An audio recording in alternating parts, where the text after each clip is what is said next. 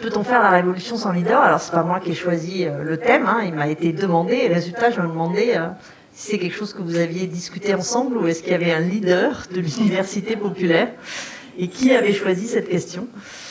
Ce qui est une question que, de fait, naturellement, je me poserai pas, mais ça m'a intéressé de la travailler.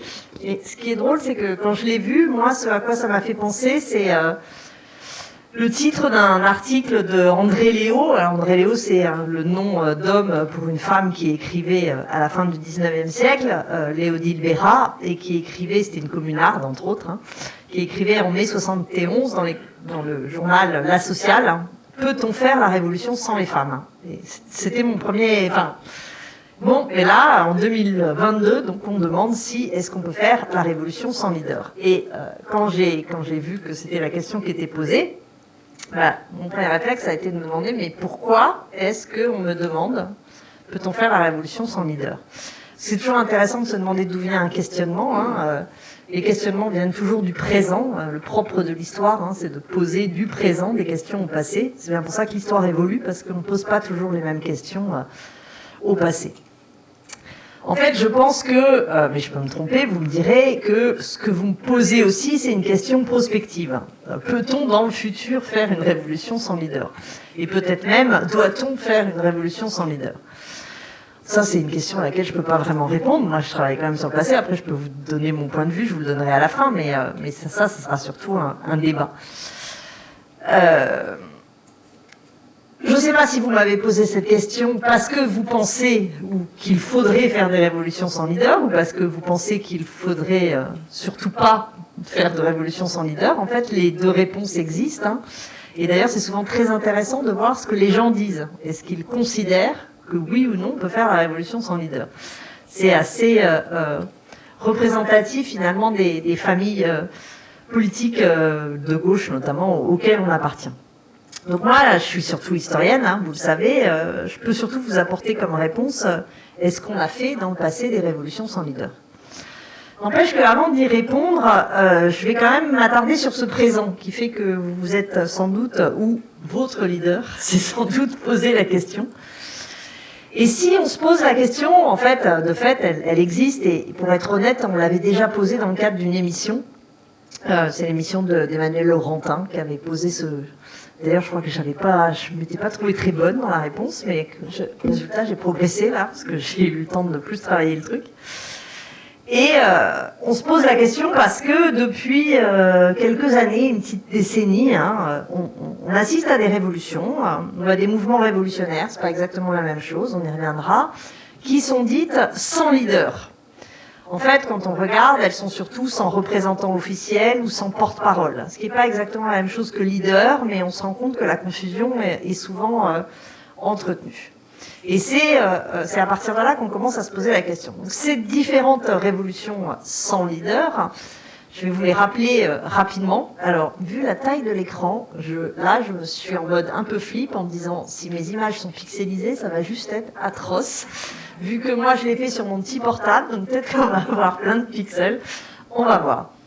Donc, l'une des premières révolutions sans leader, hein, ouais, ça va encore, c'est Occupy Wall Street, donc en 2011, hein, qui est considéré, alors révolution, je pense pas, mais mouvement révolutionnaire sans leader, ça c'est assez clair. Suivi...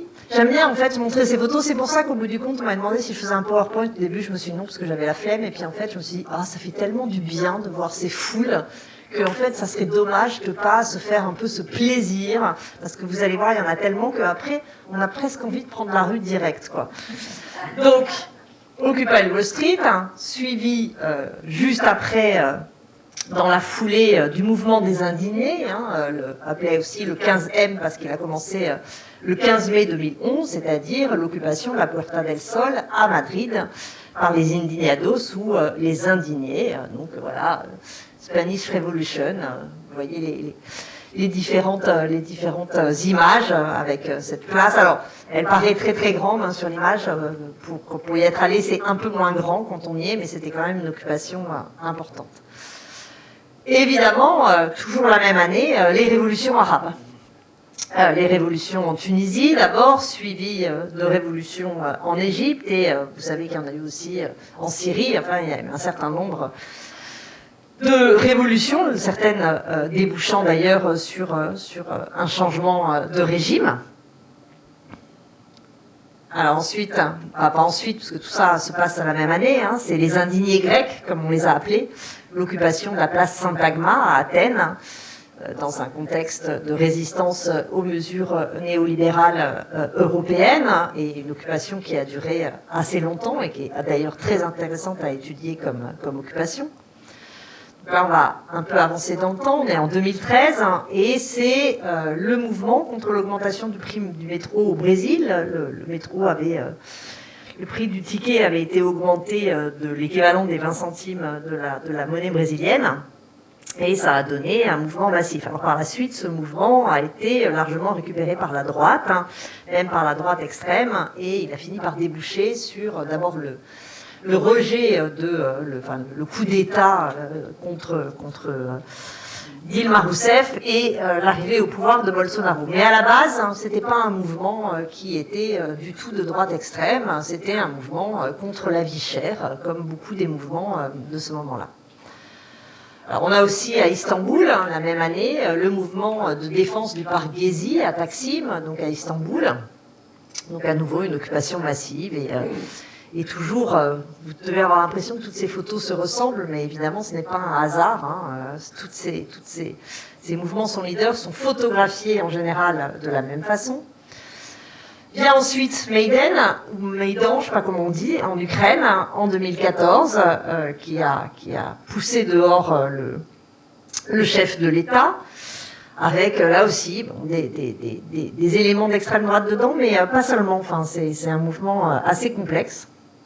2014, on a aussi un mouvement très important au Burkina Faso, qui aussi a été pour partie victorieux. 2016, bon là c'est un peu pixelisé, c'est dommage parce qu'elle est belle la photo. Nuit debout, alors là c'est l'image de Paris, mais il y a eu aussi des nuits debout ailleurs. Hein. Il y a eu un moment où on a pu croire qu'il y avait vraiment une diffusion de Nuit debout, suivi, bon là vous devez connaître tous, hein, le mouvement des Gilets jaunes à partir de novembre 2018. Au Chili, à partir de 2019, hein. Là aussi c'est dommage que la photo soit un peu pixelisée parce qu'elle est vraiment, c'est une des plus belles photos que je connaisse du Chili. Elle est juste absolument magnifique. Ouais, j'ai pas pris le temps de d'écrire en dessous les.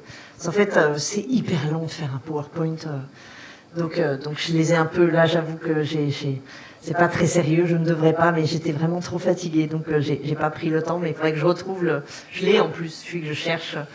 Le photographe qui a pris cette photo magnifique, laquelle a débouché, enfin voilà, on en est à la rédaction de la Constitution, enfin la Constitution a été rédigée, donc là c'est un mouvement qui a débouché très clairement sur une victoire.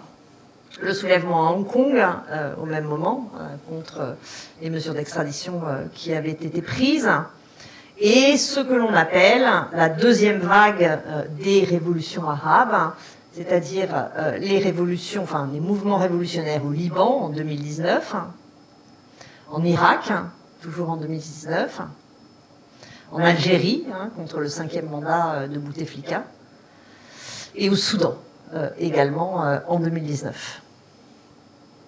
Donc ça, je le remettrai après. Voilà, je vous cite que les principaux, hein, dès qu'on creuse on en trouve d'autres, tout ça pour dire que les peuples ne sont pas à tonnes hein, du tout, hein, qu'il y a un peu partout dans le monde et régulièrement des manifestations extrêmement importantes, des occupations, et d'ailleurs souvent des occupations qui se donnent la main, hein, il y a très souvent des graffitis qui citent les différentes révolutions. Bon là c'est le truc sur lequel je travaille actuellement, donc j'aurais plein de choses à vous dire, mais c'est pas trop le sujet des leaders, donc je vais pas rentrer dans les détails. Il y aurait plein de choses donc à vous dire sur ces différents mouvements, mais c'est vrai que un de leurs points communs, c'est que c'est essentiellement des mouvements que l'on considère comme sans leader. Par exemple, il y a la chercheuse Héloïse Nez qui a assisté à peu près 70 assemblées générales des indignés, qui a beaucoup travaillé sur le mouvement et qui pourtant dit je suis absolument incapable de vous citer un leader des indignés. pas même au niveau local. Alors évidemment, après, Podemos va faire se dégager des leaders, mais au moment des indignés, il n'y avait pas de leader.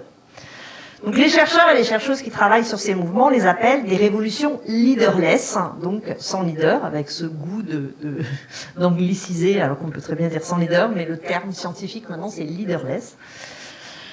Et en fait, moi je suis pas spécialiste de ces mouvements, j'ai pas travaillé dessus, je suis pas allée sur le terrain, mais c'est évidemment des choses qui m'intéressent, donc j'ai quand même pas mal lu dessus et pour répondre à la question, j'ai essayé de voir quelles étaient les caractéristiques communes de ces mouvements qui peuvent expliquer ou qui peuvent permettre d'approfondir un peu cette question de révolution sans leader.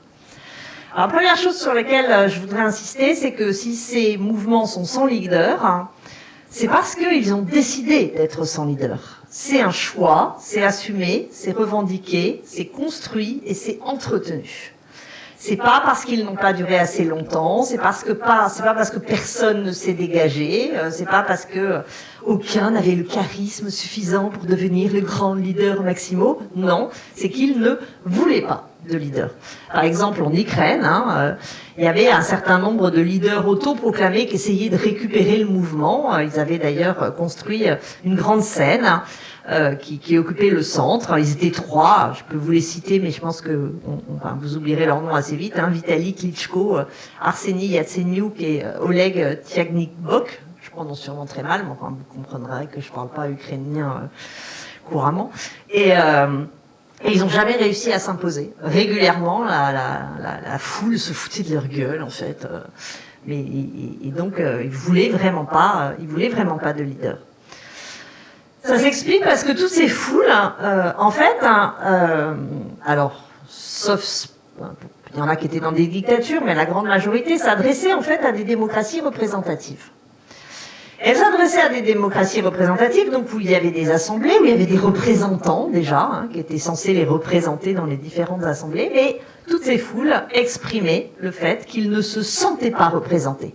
C'est d'ailleurs un des slogans à São Paulo en 2013, « Nous ne sommes pas représentés ». Et ça, c'est quelque chose que l'on retrouve dans tous ces mouvements, c'est-à-dire la prise de conscience que la démocratie représentative a ses failles, qu'elle ne représente pas le peuple, qu'il y a ce sentiment de ne pas être représenté, à la fois pas représenté socialement, mais aussi pas représenté politiquement. Il y aurait plein de choses à dire là-dessus.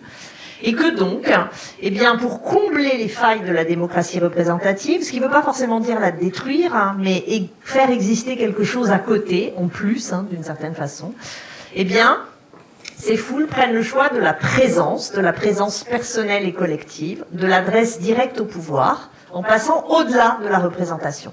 Et donc, ils ne vont pas s'amuser à reproduire ce modèle de démocratie représentative qui n'est pas le leur et qu'ils critiquent en élisant leur propre ou en désignant leurs propres représentants. Donc, ça explique qui est ce refus des leaders.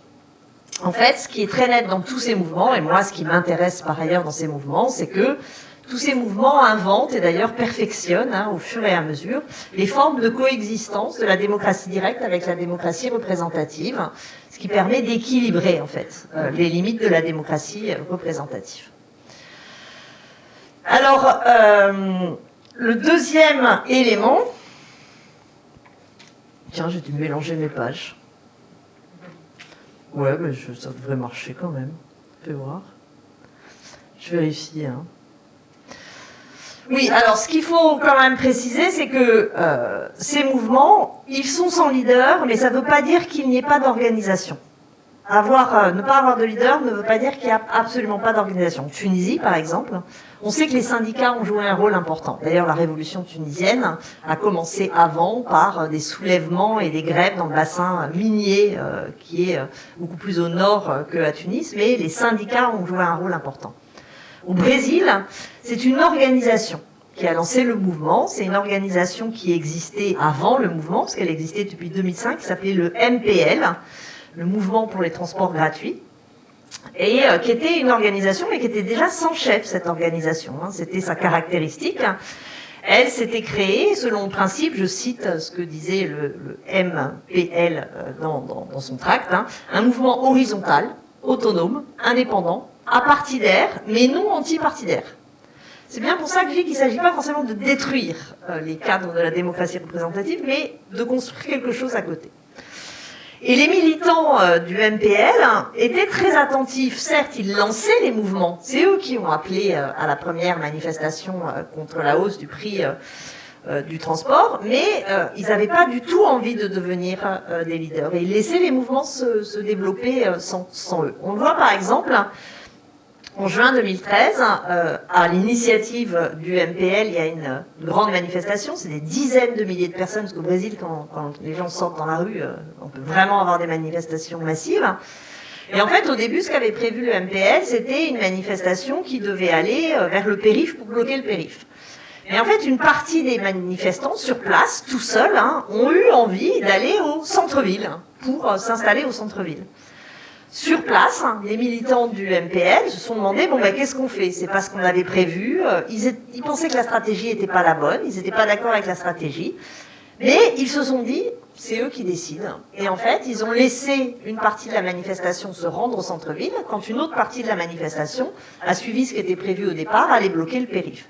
Et c'est très intéressant de voir des activistes qui, sur le terrain, ils décident délibérément de ne pas prendre le contrôle, de perdre le contrôle d'un mouvement qu'ils avaient pourtant initié. C'est là que je vous dis qu'il y a de la recherche de forces, de nouvelles formes démocratiques, parce que c'est pas très fréquent en fait que des organisateurs laissent les choses leur échapper à ce point. Et ce qu'il faut signaler aussi, c'est que dans ces différents mouvements, pour qu'il n'y ait pas de leader qui se dégage, ces mouvements ont essayé d'établir et ont donc perfectionné des règles pour qu'il n'y ait pas de leader. C'est vraiment pensé, c'est-à-dire que tout est fait pour qu'il n'y en ait pas. C'est le cas, par exemple, quand on analyse le mouvement des indignés à Madrid. Dès le début, ils ont établi des règles super précises, alors qu'ils prenaient du mouvement des squatteurs espagnols, qui s'appelle Ocupa, et qu'ils ont perfectionné. Et c'était un mouvement, par exemple, de rotation des tâches. La même personne ne pouvait pas, par exemple, être modératrice des assemblées pendant plusieurs fois de suite. Parce que quand on est modérateur d'une assemblée, en fait, on a un pouvoir charismatique qui peut commencer à se construire et dégager un leader. Et donc, c'était pas possible. Une fois qu'on avait modéré une assemblée, on pouvait le faire une ou deux fois de plus, mais on pouvait pas s'installer dans la fonction. Pareil, il y avait des postes de porte-parole, parce qu'il y en a parfois besoin pour les médias, mais on tournait. Ceux qui devaient organiser, c'était tournant. Donc toutes les fonctions étaient tournantes pour éviter que personne n'engrange un capital symbolique et militant qui en fasse un leader. Pareil, dans les ZAD, le choix même qui a été fait, c'est que tout le monde s'appelle Camille. Donc quoi qu'il arrive, quand on a un porte-parole, c'est Camille, comme c'est garçon ou fille. Donc ça fonctionne et voilà, et les journaux essaient de choper quelqu'un, et vous êtes qui? Camille. Ouais, mais la dernière fois c'était Camille, c'était pas vous. Ah ouais, mais moi c'est Camille.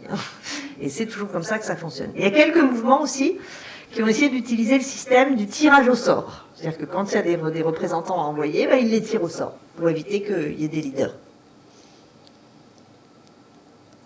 Donc en gros, il s'agit d'inventer des moyens pour que des leaders ne se dégagent pas trop, pour vraiment les empêcher. Deuxième caractéristique, là vous l'avez vu, parce que c'est ce que je montre sur les photos, c'est que tous ces mouvements sont marqués par des occupations massives. C'est vraiment leur caractéristique. Il y a un chercheur qui a travaillé sur ces occupations qui s'appelle Yves Cohen, et plutôt qu'occupation, il préfère un terme que je trouve assez juste en fait, et je pense que maintenant je vais utiliser ce terme plutôt qu'occupation que j'utilisais avant. Il parle de présence. Et il le justifie en disant qu'en fait, quand on regarde ces mouvements, certes, il y a un camp de base qui est occupé, la place Tahir, le parc Gézy, la Puerta del Sol, mais en fait, ces mouvements peuvent tout à fait être très mobiles. Il y a des formes mobiles aussi. Donc, dire que occupation, ça suffit pas. Ça nie finalement la mobilité possible de ces foules. Et donc, ces présences, c'est des présences massives, physiques. Et elles sont justement, comme je disais tout à l'heure, liées au refus de représentation. Quand on est représenté à l'Assemblée par des députés, c'est parce qu'on est absent des lieux des pouvoirs. C'est notre absence qui permet la représentation. Et à partir du moment où il y a présence, la représentation n'est plus nécessaire. Et donc, la présence est un moment, une stratégie très importante de ces mouvements, et permet aussi qu'il n'y ait pas de leader. Le leader, c'est quand les gens sont absents, donc il prend la place d'eux aussi. Mais là, puisqu'ils sont là, finalement, il n'y a pas besoin que quelqu'un parle en leur nom ou porte leur parole. Et par ailleurs, ce qui est intéressant, c'est que toutes ces présences, elles ont fini, parce que c'était leur but aussi, par se constituer en sujet politique. Ces places, ces foules, ces aspects sont un sujet politique. Preuve en est qu'elles font des assemblées régulières. Preuve en est qu'elles se donnent des commissions pour s'occuper de tout ça. Et ça aussi, c'est une des caractéristiques. Ça a été très étudié pour la Puerta del Sol, c'est étudié aussi pour Nuit debout, pour Maïdan, pour Gezi, pour Tahrir. On le voit dans tous ces phénomènes.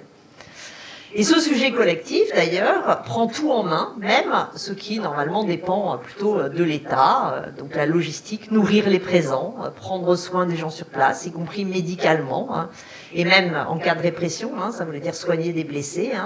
À Tahrir, on a tiré sur les gens. À Maïdan, il y avait des snipers aussi qui tiraient sur les gens, donc c'était pas rien. Moi, je suis allée à Saint-Agma quand c'était occupé.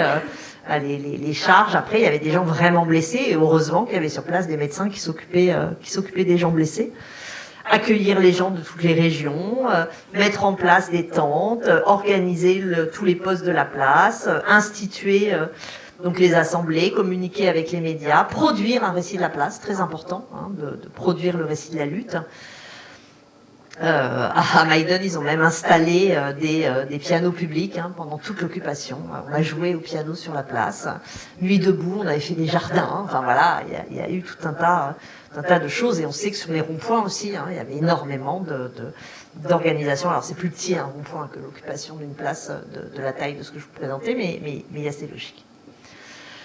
Troisième caractéristique, ces mouvements, ils ont tous des revendications très claires, très simples, et qui s'adressent directement au pouvoir. C'est vraiment dans leurs caractéristiques.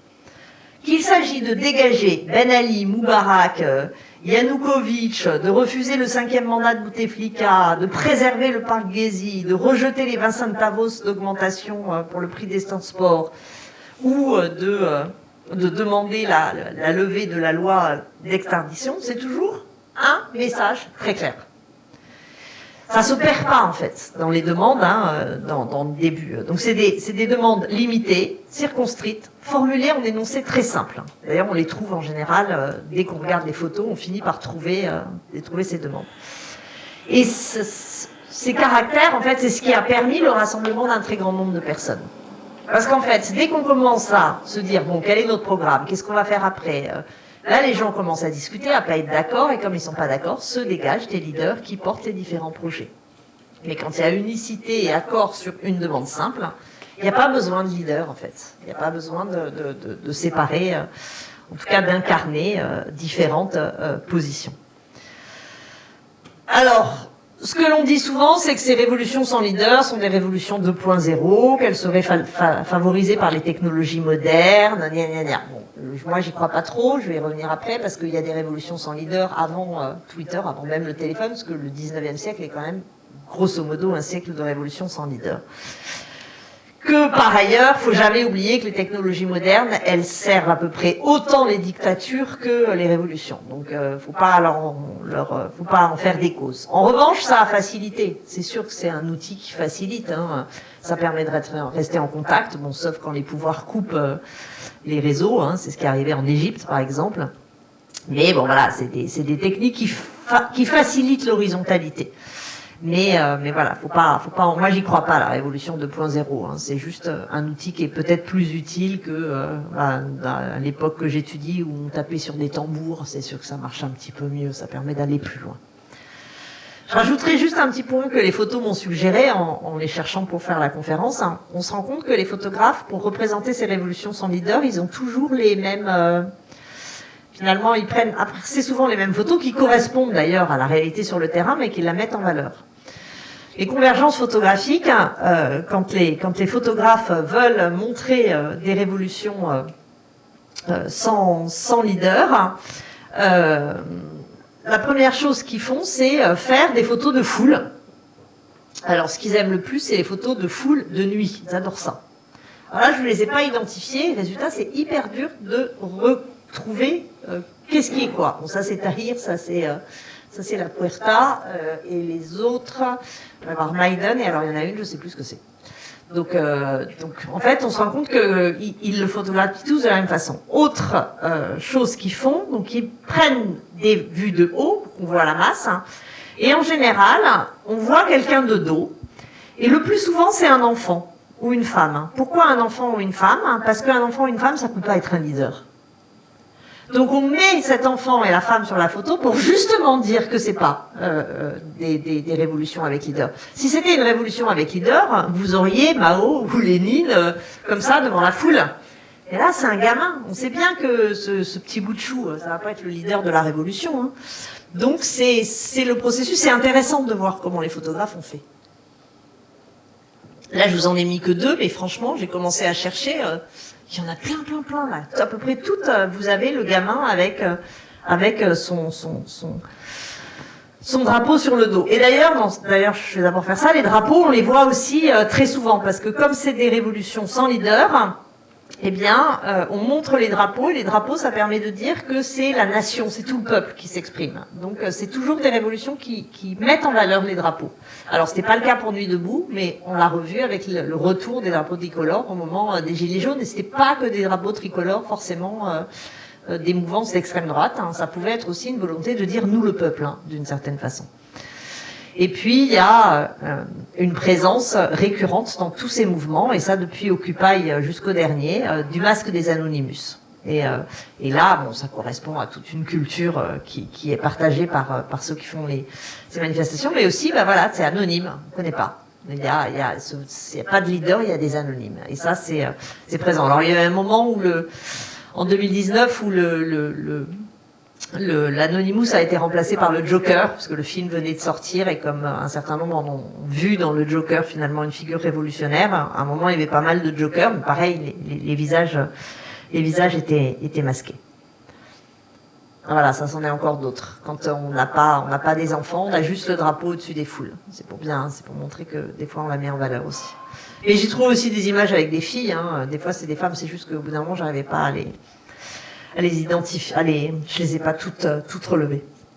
Donc, on a bien, très clairement, des révolutions sans leader. Alors, dans certains cas, ces mouvements ont pu donner naissance ensuite à des leaders, mais c'est quand le mouvement, en fait, a cessé d'être révolutionnaire et est passé à sa phase d'institutionnalisation, de traduction politique. Ruffin est pour partie seulement, hein, c'est évidemment beaucoup plus complexe, mais sorti de Nuit debout. Hein, il a commencé à prendre plus d'aura de leader au moment de Nuit debout. C'est évidemment encore plus net quand les Adinés se sont retrouvés dans Podemos. Il y a eu un leader, Pablo Iglesias Turion, qui s'est dégagé. Tsipras a lui aussi pu profiter du mouvement de Syntagma, mais sans être véritablement sur place, c'était pas un leader particulier.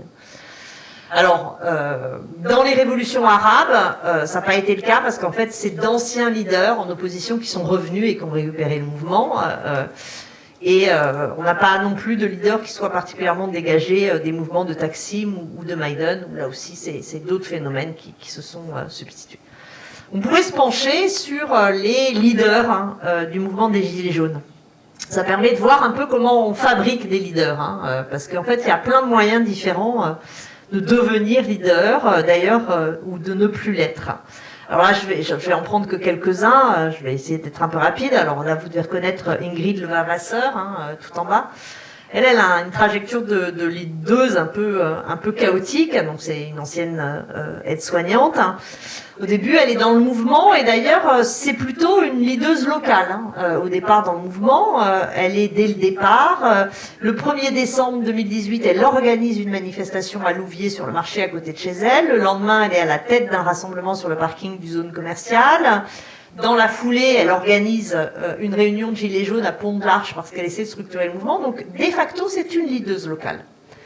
Mais ce qui va lui donner son aura de leaduse, parce que si elle était restée que ça, vous la connaîtriez pas, c'est qu'elle va, un peu par hasard, lors de la deuxième manifestation, être interviewée par les chaînes de télé. Elle passe ensuite sur les chaînes d'info continue.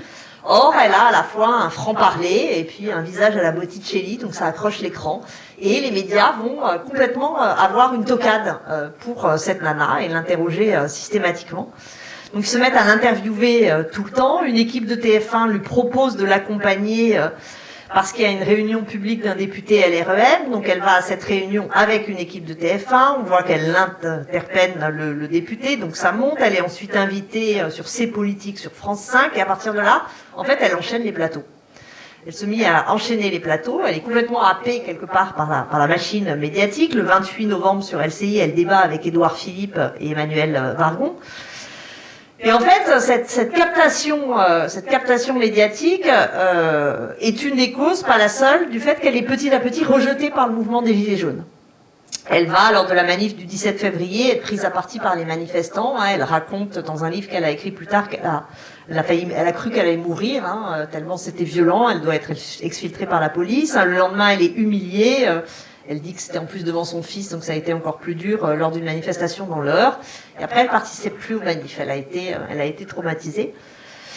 Et après, bon, elle a essayé de participer à une liste de gilets jaunes pour les européennes, mais qui était critiquée par une partie des gilets jaunes, donc elle renonce. Elle s'est retrouvée ensuite au municipal sur une liste LFI, Europe Écologie Les Verts et PC. Elle est élue, mais elle va aussi démissionner parce qu'elle déménage. Enfin, c'est ce qu'elle a dit. Bon, voilà, c'est un parcours difficile. Elle a pas. Moi, je l'ai rencontrée un peu par hasard, Ingrid Levavasseur. C'était assez, moi, elle m'a profondément émue, cette nana. Enfin, c'était, je la connaissais pas plus que ça. J'avais vu la meuf sur les plateaux, donc, et en fait, je l'ai trouvé, d'abord, elle était d'une gentillesse, mais hallucinante. Elle était hyper consciente, de cette fête manipulée, et elle avait en même temps ce que j'ai toujours, parce que j'avais trouvé juste adorable, une espèce de confiance dans l'avenir et d'envie de continuer. Elle me disait, mais moi, avant les Gilets jaunes, j'avais jamais fait de politique, ça m'intéressait pas. Bon, je votais parce qu'il fallait voter, mais ça m'intéressait pas. Et elle dit, maintenant, la politique, c'est 95% de ma vie et j'ai jamais été aussi vivante. Et comme pour moi aussi, la politique, c'est 95% de ma vie et que ça me rend vivante, je trouvais ça super, la façon, elle aurait pu être dégoûtée, quoi. Et pas du tout, elle était absolument pas dégoûtée, elle était hyper touchante. Bon, ça, c'était le cas, bon. En tout cas, c'est une légitimité particulière, parce qu'elle avait une légitimité sur le terrain. C'était une leaduse locale. Mais ce qui en a fait une leaduse nationale, c'est les médias. C'est vraiment une fabrication des médias. Pourquoi est-ce qu'elle est tombée ? Bon, le fait qu'elle soit une femme n'a pas dû aider, soyons honnêtes. Le fait qu'elle ait été très médiatique n'a pas dû aider non plus. Et par ailleurs, elle avait fait quelques posts où elle critiquait des positions d'autres leaders des Gilets jaunes, et donc ils se sont un peu retournés contre elle. Autre type de leader, Maxime Nicol. Alors lui, il est plus compliqué parce que à la base, c'était un militaire, il a été condamné pour violence conjugale, donc il a déjà une trajectoire un peu particulière. Mais lui, il devient leader grâce aux vidéos qu'il poste. Il postait des vidéos sous le pseudo de Flyrider et ces vidéos marchaient terriblement. Donc lui, c'est l'usage des vidéos qui va en faire un leader. Il est aussi l'un des 2 premiers administrateurs du groupe Facebook du mouvement. À nouveau, ces histoires de nouvelles technologies. Maxime Nicol, c'est le roux au-dessus, là. Et donc le 26 novembre 2018, là on est au tout début, c'est au lendemain de l'acte 2, il fait partie des 8 porte-paroles qui ont été nommés pour représenter les Gilets jaunes et se rendre au gouvernement. Alors ces nominations des 8 porte-paroles, donc des leaders, elles ont posé problème parce qu'elles ont été décidées par le petit groupe d'organisateurs à la base, sans consulter l'ensemble des Gilets jaunes, par le groupe Facebook par exemple, et donc ça a posé un certain nombre de problèmes. Ça n'a pas fait l'unanimité, ça a gueulé sur les ronds-points. Alors ensuite, il a continué à être considéré comme un leader des Gilets jaunes, mais le problème c'est que à la fois son passé et ses dérapages parfois complotistes et d'autres fois assez proches du FN l'ont fait petit à petit rejeter d'une partie des Gilets jaunes.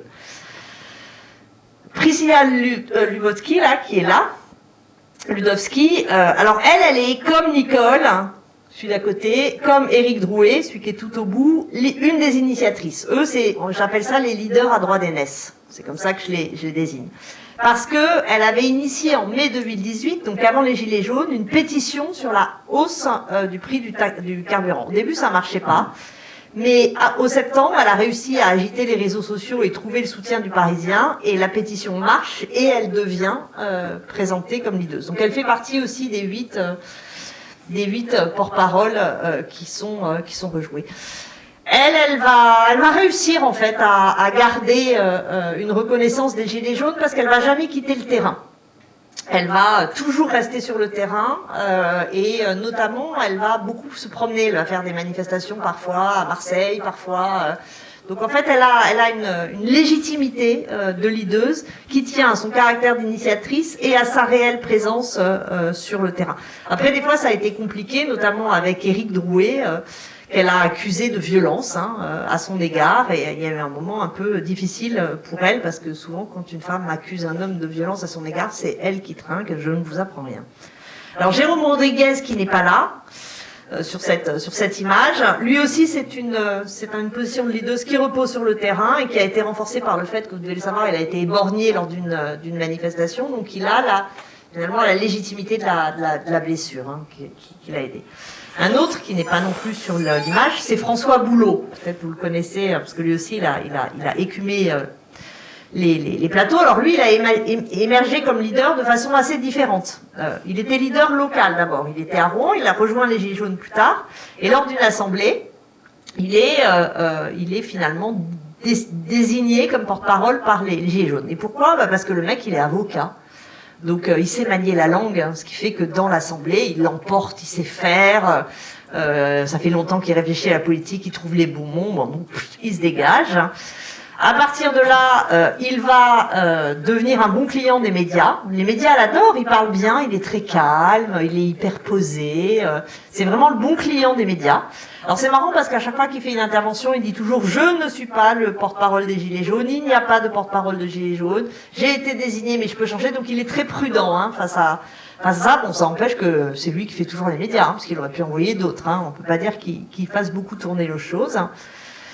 Mais lui, il a réussi tout le temps à garder le soutien du mouvement. Quand sur Facebook, il y a des sondages pour savoir, pour les Gilets jaunes, qu'est-ce qu'ils aiment bien comme leader, c'est souvent Boulot qu'ils mettent en premier. Parce que, justement, ils aiment bien qu'il parle bien, qu'il soit clair, etc. Donc c'est un phénomène assez particulier parce que il a été reconnu par la base, il est reconnu par les médias. Et son charisme repose sur la maîtrise du verbe et de la parole, qui est en fait une distance sociale par rapport au groupe qu'il est censé représenter. Parce que justement, il est le moins gilet jaune de tous. Il n'a pas de problème de fin de mois, François Boulot. C'est pas le mec qui, le 20 du mois, se demande s'il va pouvoir mettre du beurre dans ses épinards. Donc voilà, on retrouve presque les situations de leader héritées de la démocratie représentative. Et le dernier, c'est Cauchy, c'est celui-là. Enfin l'avant-dernier, parce que je veux dire vite fait un mot de Jacqueline après. Alors lui, c'est un personnage très particulier, c'est un ex-cadre UMP, il a même été proche de Debout la France, il a eu des incohérences avec certains groupes d'extrême droite, il était déjà contesté sur le terrain, donc c'était pas un leader local, mais les médias, surtout comme par hasard, CNews et BFM, l'adorent. C'est le gilet jaune de droite. Et donc il va être invité sur les plateaux. Les gilets jaunes vont le rejeter, ça va être très clair, mais c'est pas grave, on continue à l'inviter sur les plateaux. Parce que lui, il l'aime bien. Il y en a, Boulot, il représente mais Boulot, c'est un souverainiste, plutôt gaulliste, donc on peut pas dire non plus que ça soit un gilet jaune d'extrême gauche, Mais lui, donc il va continuer à tourner, et là son dernier fait d'armes, si on peut dire, donc il a rejoint Zemmour, il n'y a pas très longtemps, Maxime Cauchy, et résultat, sur CNews et sur BFM, le bandeau en dessous, c'était les gilets jaunes avec Zemmour. Donc ils en ont fait un leader pour faire ça. Et c'est pareil pour Jacqueline Moureau. Alors elle a fait la vidéo virale, une des vidéos virales à la base du mouvement des gilets jaunes, voilà. Et elle aussi, elle a rejoint Zemmour. Et quand elle a rejoint Zemmour, BFM et CNews titraient les gilets jaunes sont avec Zemmour. Bon, j'ai un peu perdu de temps, mais en même temps, ça me permet de vous montrer que il y a vraiment plusieurs voies pour se retrouver leader. Il y a la légitimité du droit d'aînesse, ceux qui initient, ceux qui sont à l'origine. Priscilla Ludowski, Jacqueline Moreau, mais Nicole aussi. La légitimité du terrain, comme Rodriguez, Drouet, Nicole, Ludowski, un peu le Vavasseur, mais un terrain plus local. Et la légitimité complètement fabriquée par les médias, même si elle peut reposer sur des choses. Le Vavasseur, Cauchy, Boulot. Et cette légitimité particulière qui est plutôt théorique, qui est la maîtrise de la langue, etc., c'est Boulot. Donc on voit qu'il y a vraiment plusieurs figures. C'est pour ça que c'est difficile de dire révolution sans leader, parce que derrière le leader, il y a plein de choses en fait. c'est assez compliqué. Ce que montraient tous ces exemples aussi, c'est que s'il y a des leaders, souvent c'est parce que le pouvoir comme les médias, ils ont besoin de leaders. Et donc ils fabriquent des leaders. L'absence de leader, c'est un problème pour les politiques d'abord. C'est un problème pour les politiques parce que les gouvernements, ils ont envie d'avoir des gens à qui parler. Ça, c'est dans le meilleur des cas. Et ils ont envie d'avoir des gens à qui enfermer ou réprimer. Ça, c'est dans les dictatures. Quand, lors du parc Gezi, Erdogan a demandé qu'il y ait des représentants ou des porte-paroles, ils n'ont pas voulu. Hein.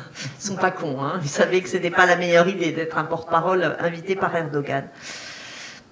Mais voilà, il y a toujours, et c'est vrai que ceux qui se sont dégagés, c'est ceux qui ont été au début des Gilets jaunes invités à rejoindre, enfin, à discuter avec le Premier ministre. Et cet inconfort des gouvernements, il est partagé par les médias. Les médias, ils veulent des gens sur leur plateau. Et ils veulent des bons clients. Donc quand ils en trouvent un qui parle bien, ou qui a une bonne gouaille, enfin, qui correspond, qui fait du buzz, en gros, eh ben, ils le gardent et à le faire tourner, ils fabriquent du leader. Qui ne sont pas toujours reconnus sur place. Bref, tout ça pour dire que si vous m'avez posé la question, c'est à cause de tout ça. C'est à cause de tous ces mouvements qui sont de facto sans leader, même si on finit toujours par en trouver quelques-uns, et que voilà, ça vous interroge sûrement, comme ça interroge les médias, comme ça interroge les chercheurs et les chercheuses, et c'est normal. Alors là, peut-être que vous vous dites, mais on a quand même invité une historienne et elle nous parle du présent. Quand est-ce qu'elle va nous parler un peu du passé? Donc je vais le faire, vous inquiétez pas, j'arrive. Parce qu'effectivement, la question qu'on peut se poser, c'est est-ce que les révolutions sans leader, c'est complètement neuf, ou est-ce que on a déjà fait avant la révolution sans leader? Je m'étouffe dans mon masque, c'est horrible. Ouais, mais non. En plus, moi, je suis prof, si vous voulez, donc je passe ma vie en contact avec des gens qui sont malades, donc j'essaie de... Là, vous êtes toute seule là-bas. Ouais, mais avec le truc, je sais que ça se transmet, donc je veux pas prendre le risque. En plus, je sais pas comment j'ai fait, parce que je n'ai toujours pas eu ce putain de Covid, donc je peux l'avoir. C'est-à-dire, si je l'avais la semaine dernière, donc il y a 15 jours, je vous dirais, allez, c'est bon, c'est tranquille, je peux pas vous le filer. Mais là, je ne suis pas sûre que je l'ai pas, puisque je ne l'ai jamais eu. Donc dans le doute, je continue à vous protéger. Mais en attendant, je m'étouffe. Bon, alors, quand même, faut essayer de voir qu'est-ce que ça veut dire. Peut-on faire, a-t-on fait la révolution sans leader? Ça veut dire quoi faire la révolution? La belle affaire. Première chose, pour faire la révolution, c'est qu'il faut la penser. Ça, c'est quelque chose de très important. Aucune révolution ne s'est faite sans avoir été pensée au préalable.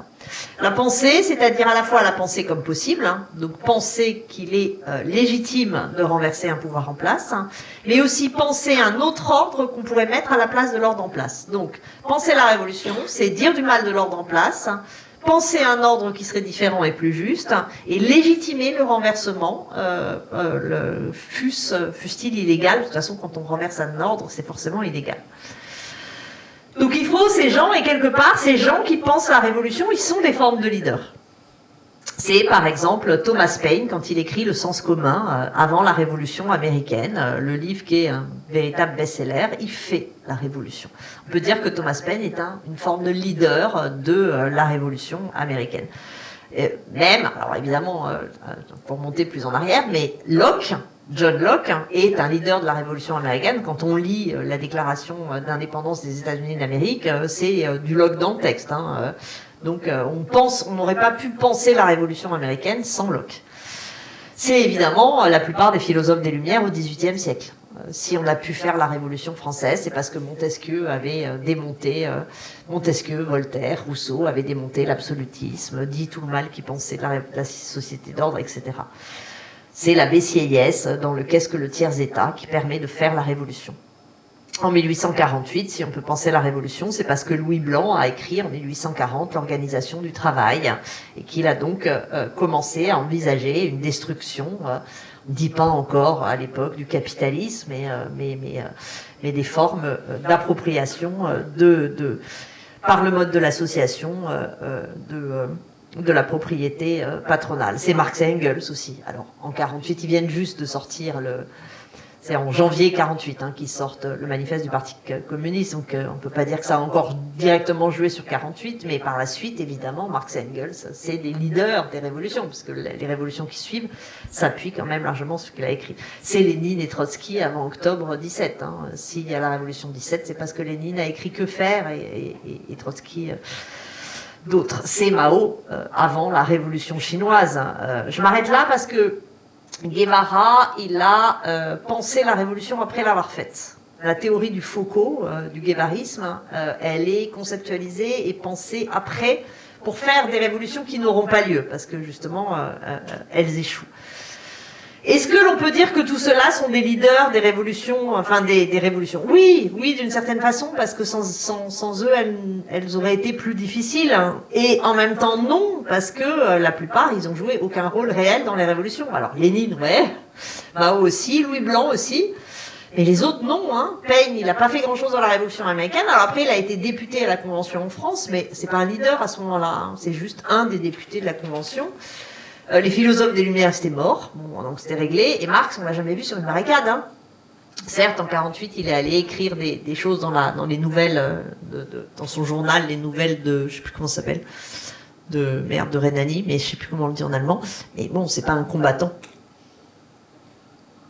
Donc c'est compliqué en même temps de dire que c'est des leaders. Chartier, qui est un historien qui travaille sur les origines culturelles de la Révolution française, il disait: les livres ne font pas les révolutions, mais ils les rendent possibles. C'est vrai aussi de ceux qui les écrivent d'une certaine façon, à quelques exceptions près. Alors, donc, faire la révolution, c'est plus compliqué que simplement la penser. D'abord, c'est combattre. Il y a quand même un moment où faire la révolution, c'est aller dans la rue, les armes à la main, et renverser le pouvoir, prendre la Bastille, prendre les Tuileries, prendre le Palais d'Hiver. C'est ça aussi la révolution. Il y a un moment... et dans ces temps de combat, il y a plein de leaders d'un jour. C'est toujours difficile pour l'historien d'aller les choper, parce que les sources sont difficiles sur ces questions-là, mais on le sait, que lors de la prise de la Bastille, il y a eu des leaders. Si vous avez lu le 14 juillet de Vuillard, qui s'appuie d'ailleurs sur un travail d'archives assez développé, celui qui est allé chercher la poutre qui a traversé le pont et qui a réussi à monter, on peut dire que c'est un leader. Il y a des leaders, le moment des combats. Mais alors eux, ils disparaissent très vite. En général, on les voit plus jamais après. C'est des leaders dans un temps très court. Alors je dis au masculin parce que en général, au 19e siècle, ce sont les hommes qui combattent. Les femmes poussent au combat. On les appelle les boutefeux. C'est elles qui sont sur le côté et qui disent « Allez Charles, bouge ton cul, vas-y la prendre la Bastille !» Mais elles sont pas avec les combats. Alors, quand les journées insurrectionnelles sont passées, il faut faire la révolution encore. Et qu'est-ce que ça veut dire? C'est organiser l'ordre à suivre. C'est organiser les pouvoirs. Et là où c'est compliqué, c'est que dans la période révolutionnaire, il y a toujours plein de pouvoirs. C'est ça que j'aime dans les révolutions, c'est que c'est très diffus, les pouvoirs. Alors d'abord, il y a effectivement plein de pouvoirs multiples, diffus, qui sont des formes de démocratie directe. C'est les clubs et les sociétés fraternelles en 1789. C'est les clubs en 1830. C'est les clubs en 1848. C'est les clubs pendant la Commune de Paris. C'est les soviets. Ensuite, dans la Révolution russe de 1905, dans la Révolution russe de 1917, c'est les soviets aussi en Allemagne, avant la Révolution spartakiste. Donc voilà, ça c'est des pouvoirs décentralisés, locaux, multiples. Mais la Révolution, c'est aussi des pouvoirs centralisés. À chaque fois, il y a soit une assemblée constituante qui est élue, soit un gouvernement provisoire qui s'impose. C'est le cas dans la Révolution française, c'est le cas en 1830, en 1848. Même la Commune, il y a l'élection d'un pouvoir communal le 26 mars. Et aussi dans la Révolution russe. Et souvent, les deux, pouvoir diffus multiple et pouvoir central provisoire, révolutionnaire, centralisé, coexistent un certain temps. Des fois, ça peut durer quelques semaines, des fois, ça va jusqu'à quelques mois. Et souvent, quand ils coexistent, ils s'engueulent. C'est très conflictuel, en général, entre ces deux pouvoirs qui essaient de faire la révolution. En 1792 et 93, en 1848, alors moins en 1871, mais en 1917 à nouveau, il y a des conflits politiques, des conflits de légitimité entre les clubs d'un côté ou les soviets et le pouvoir central de l'autre, lesquels se terminent en général par l'écrasement de ces pouvoirs diffus par le pouvoir central. Les clubs sont fermés en 48, les soviets sont écrasés par les bolcheviks après octobre 17. Enfin, ça c'est assez courant. Alors, est-ce que c'est les mêmes leaders dans les deux cas? Certains. Dans la Révolution française, par exemple, Robespierre, Danton étaient des leaders de leurs clubs respectifs, les Jacobins et les Cordeliers, avant que d'être des leaders à l'Assemblée nationale constituante, puis à la Convention. Ils ne sont pas dans celle au milieu, parce qu'il n'y a pas eu réélection, les gens n'étaient pas rééligibles. Et là, on a un passage, par exemple. Ça, c'est intéressant. En 48, non. Les leaders des clubs se retrouvent pas à l'Assemblée législative, ni dans le gouvernement provisoire. Donc là, il n'y a pas de transfert.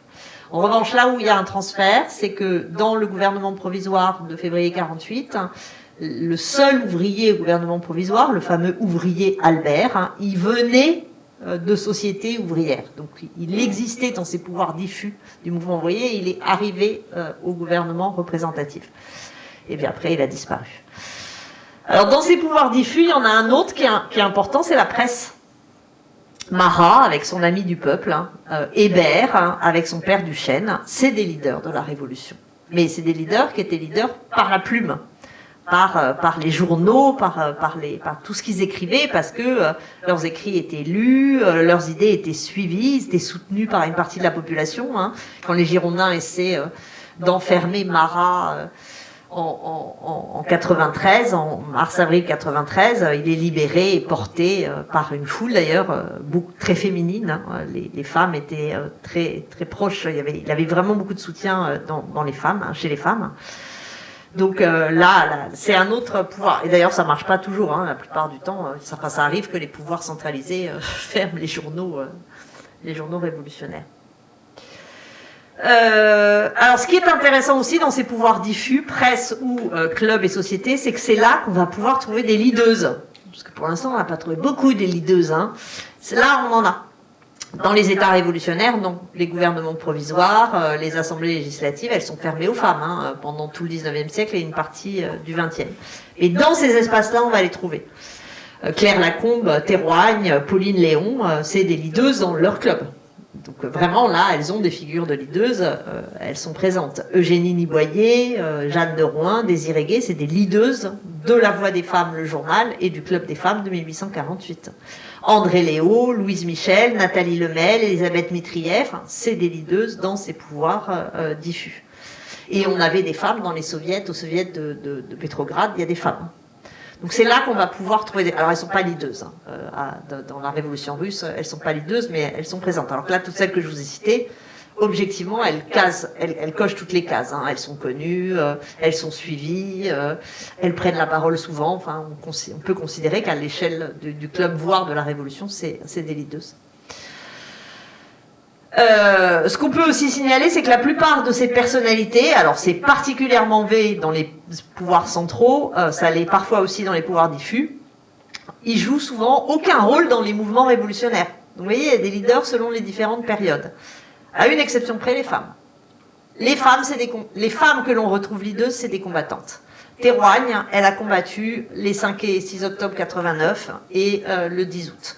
Lacombe, Léon, on sait qu'elles ont combattu le 10 août 92. Elles reçoivent une médaille pour leur combat. Louise Michel, Nathalie Lemel, c'est des combattantes. Elles ont combattu pendant la Commune. Alors que ni Marat, ni Blanc, ni Robespierre, ni Danton n'ont jamais combattu dans les moments révolutionnaires. Eux, ils sont uniquement leaders de la plume, de l'écrit et de la parole, mais pas sur le terrain. Les femmes, en fait, sont beaucoup plus mobiles sur ces différentes formes de leadership que les hommes.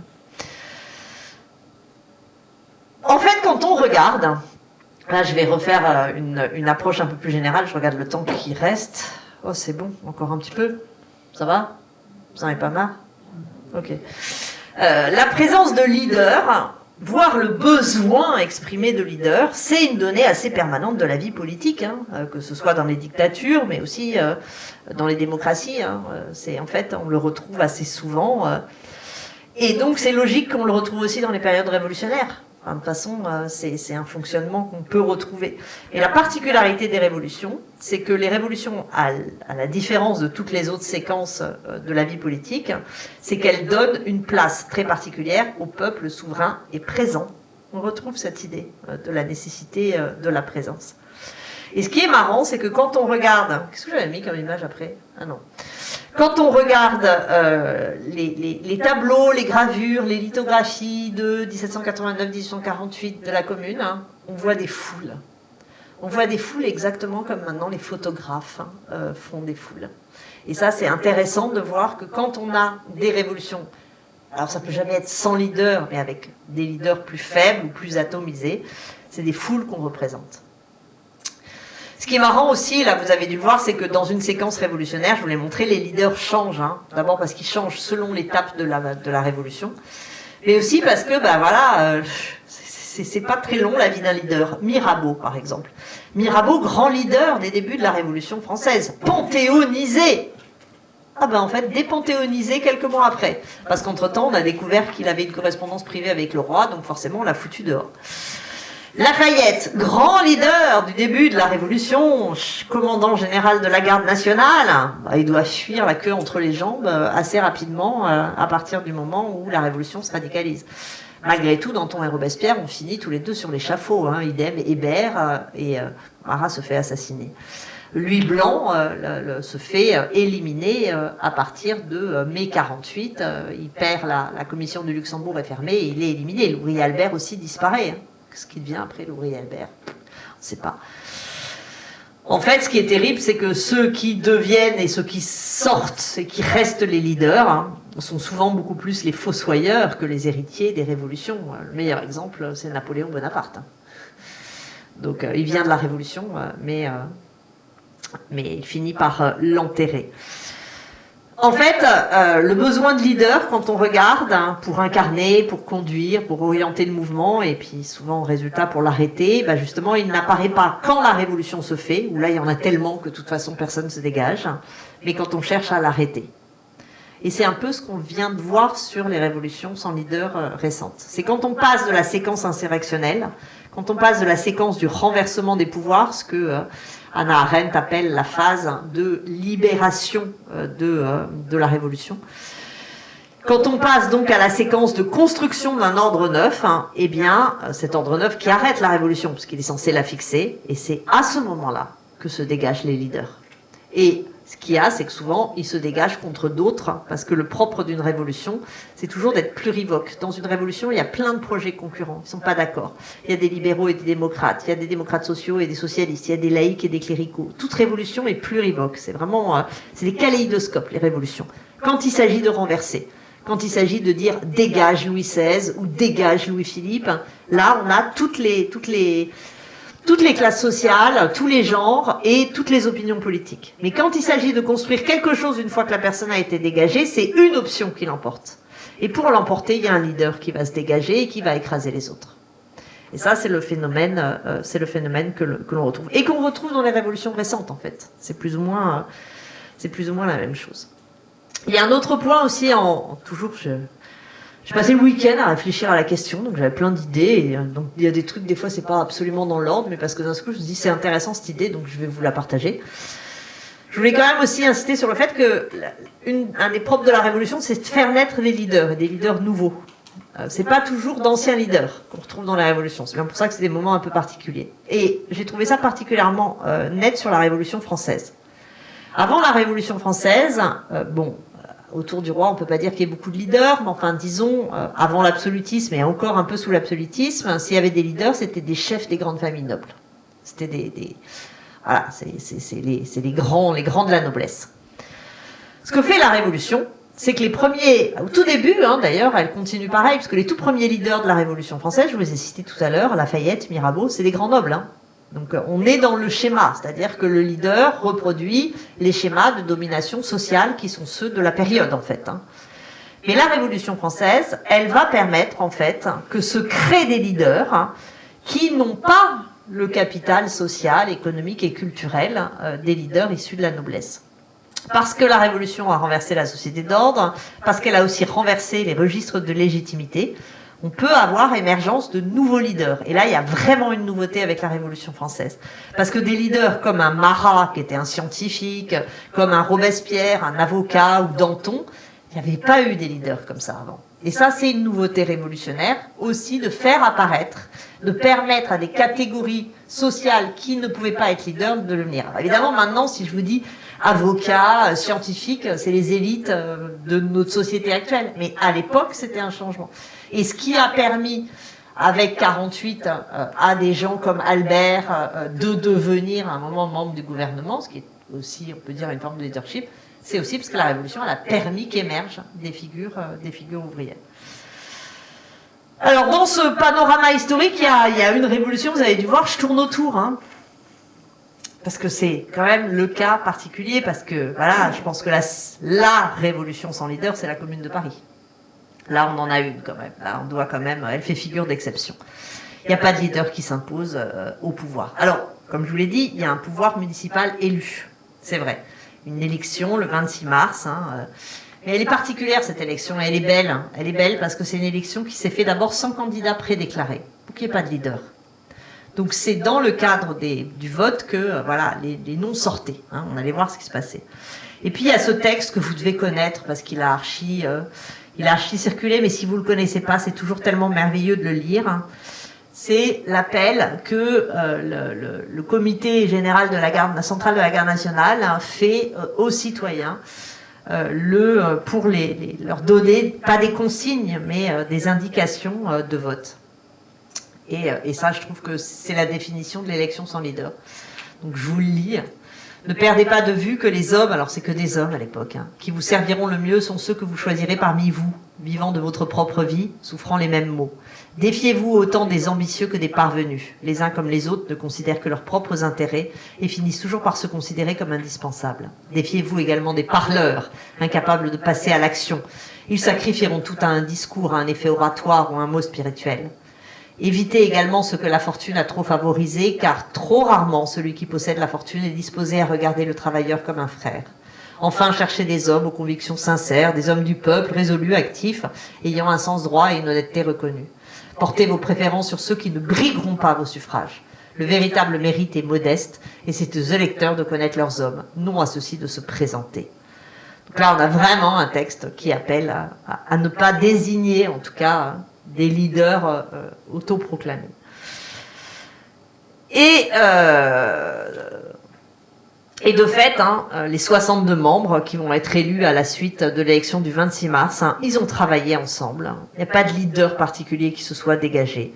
Ils ont travaillé, et ça c'est super intéressant, en main dans la main avec les clubs. C'est la seule fois qu'un pouvoir central a vraiment travaillé avec les pouvoirs diffus créés par la Révolution. La commission du travail, par exemple, travaillait main dans la main avec l'Union des femmes pour la défense de Paris et les soins blessés. Donc ça a même permis à des femmes, finalement, de participer presque au gouvernement central. Il y aurait pu avoir un leader pendant la Commune, c'était Auguste Blanqui. Mais il était en prison. C'est con, hein, pour lui en tout cas. Non mais n'empêche, moi ça me fait pleurer. Je me dis, le pauvre gars, il attend ça toute sa vie, il se fait enfermer la veille du 18 mars. Franchement, il avait bouffé une vache dans une vie antérieure, c'est pas possible, quoi. Donc, alors c'est intéressant parce que la dimension sans leader de la Commune explique, à mon avis, le fait que c'est une des révolutions dont on connaît le plus le nom de femmes, parce qu'il n'y a pas d'hommes qui se sont dégagés. Quand on demande aux gens, et je pense que c'est de plus en plus vrai, quel est le ou la communarde que vous connaissez le plus, c'est Louise Michel. C'est impossible pour aucun autre mouvement, mais parce que là, il n'y a pas d'hommes. Et ça fait réfléchir en fait. Ça donne envie de faire des révolutions sans leader, ça laisse un peu plus de place aux femmes au bout du compte que quand il y a des hommes qui prennent la place. Alors c'est pas surprenant que la Commune soit une révolution sans leader. La Commune, elle a tiré les leçons de 1848. La Commune, elle s'affronte à un régime. Alors certes, l'Assemblée qui a été élue en février 71, c'est une assemblée monarchiste, mais c'était une assemblée qui a été élue au suffrage universel. Donc la Commune, elle sait très bien à quoi elle s'affronte. Et elle sait très bien, finalement, les limites de la démocratie représentative. Les gens de la Commune parisienne, et puis ceux qui ont essayé à Marseille, à Dijon, même si ça n'a pas marché, ils sont exactement comme les gens à Sao Paulo ou dans les autres villes, ils ne se sentent pas représentés par l'Assemblée nationale, qui a quand même 400 monarchistes sur 600 députés. Donc bon, c'est sûr que si vous étiez républicain, vous l'aviez un peu dans l'os. Donc ils sont très critiques. Autant en 48, il y a encore un espoir pour le vote, surtout qu'avant les gens votaient pas. On vient de créer le suffrage universel masculin, donc il il y a une espèce d'enthousiasme, de naïveté démocratique, on peut les comprendre.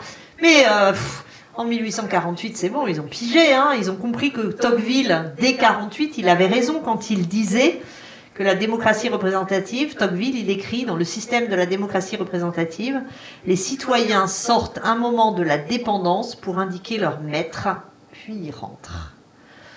Il le dit tout en défendant ce système, parce que Tocqueville, il veut être le maître, hein, donc ça lui va très bien ce système. Mais en 71, ils sont conscients. Voyons ce que Louise Michel dit, alors un peu après, hein, mais elle aurait pu l'écrire avant. Hein. Peut-on encore parler du suffrage universel sans rire, hein? Tous sont obligés de le reconnaître, c'est une mauvaise arme. Le pouvoir en tient le manche, hein, ce qui ne laisse guère aux beaux électeurs que le choix des moyens pour être tonquinés ou endormis. Autre extrait. C'est un texte où elle parle beaucoup de ça, donc j'ai pris les extraits là. Il y avait longtemps que les urnes s'engorgeaient, se dégorgeaient périodiquement sans qu'il fût possible de prouver d'une façon aussi incontestable que ces bouts de papier chargés, disait-on, de la volonté populaire et qu'on prétendait porter la foudre, ne portent rien du tout. La volonté du peuple, avec cela qu'on s'en soucie de la volonté du peuple, si elle gêne, on la suit pas. Donc il y a une critique très forte en fait, il y a une désillusion démocratique en 1848, mais cette désillusion démocratique, c'est la désillusion de la démocratie représentative, du vote. Pas de la démocratie que les communards appellent la démocratie réelle, qui est en fait la démocratie directe. Et ça, ils y sont attachés. Et résultat, ils essaient de construire cette possibilité d'une démocratie directe qui repose sur les clubs, qui repose sur les associations, qui repose sur la présence, et qui s'auto-organise, qui peut travailler avec le pouvoir central, à condition que le pouvoir central les reconnaisse. Et de fait, les clubs envoyaient des représentants à ce qu'on appelait la commune, donc à l'hôtel de ville, et les membres de l'hôtel de ville allaient discuter dans les clubs. Donc il y avait en permanence un échange. Et donc c'est pour ça aussi que la commune est sans leader, parce qu'ils ont le souvenir de ce qui s'est passé en 1848. Ils ont le souvenir en 1848 du pouvoir central qui écrase les clubs après juin 48.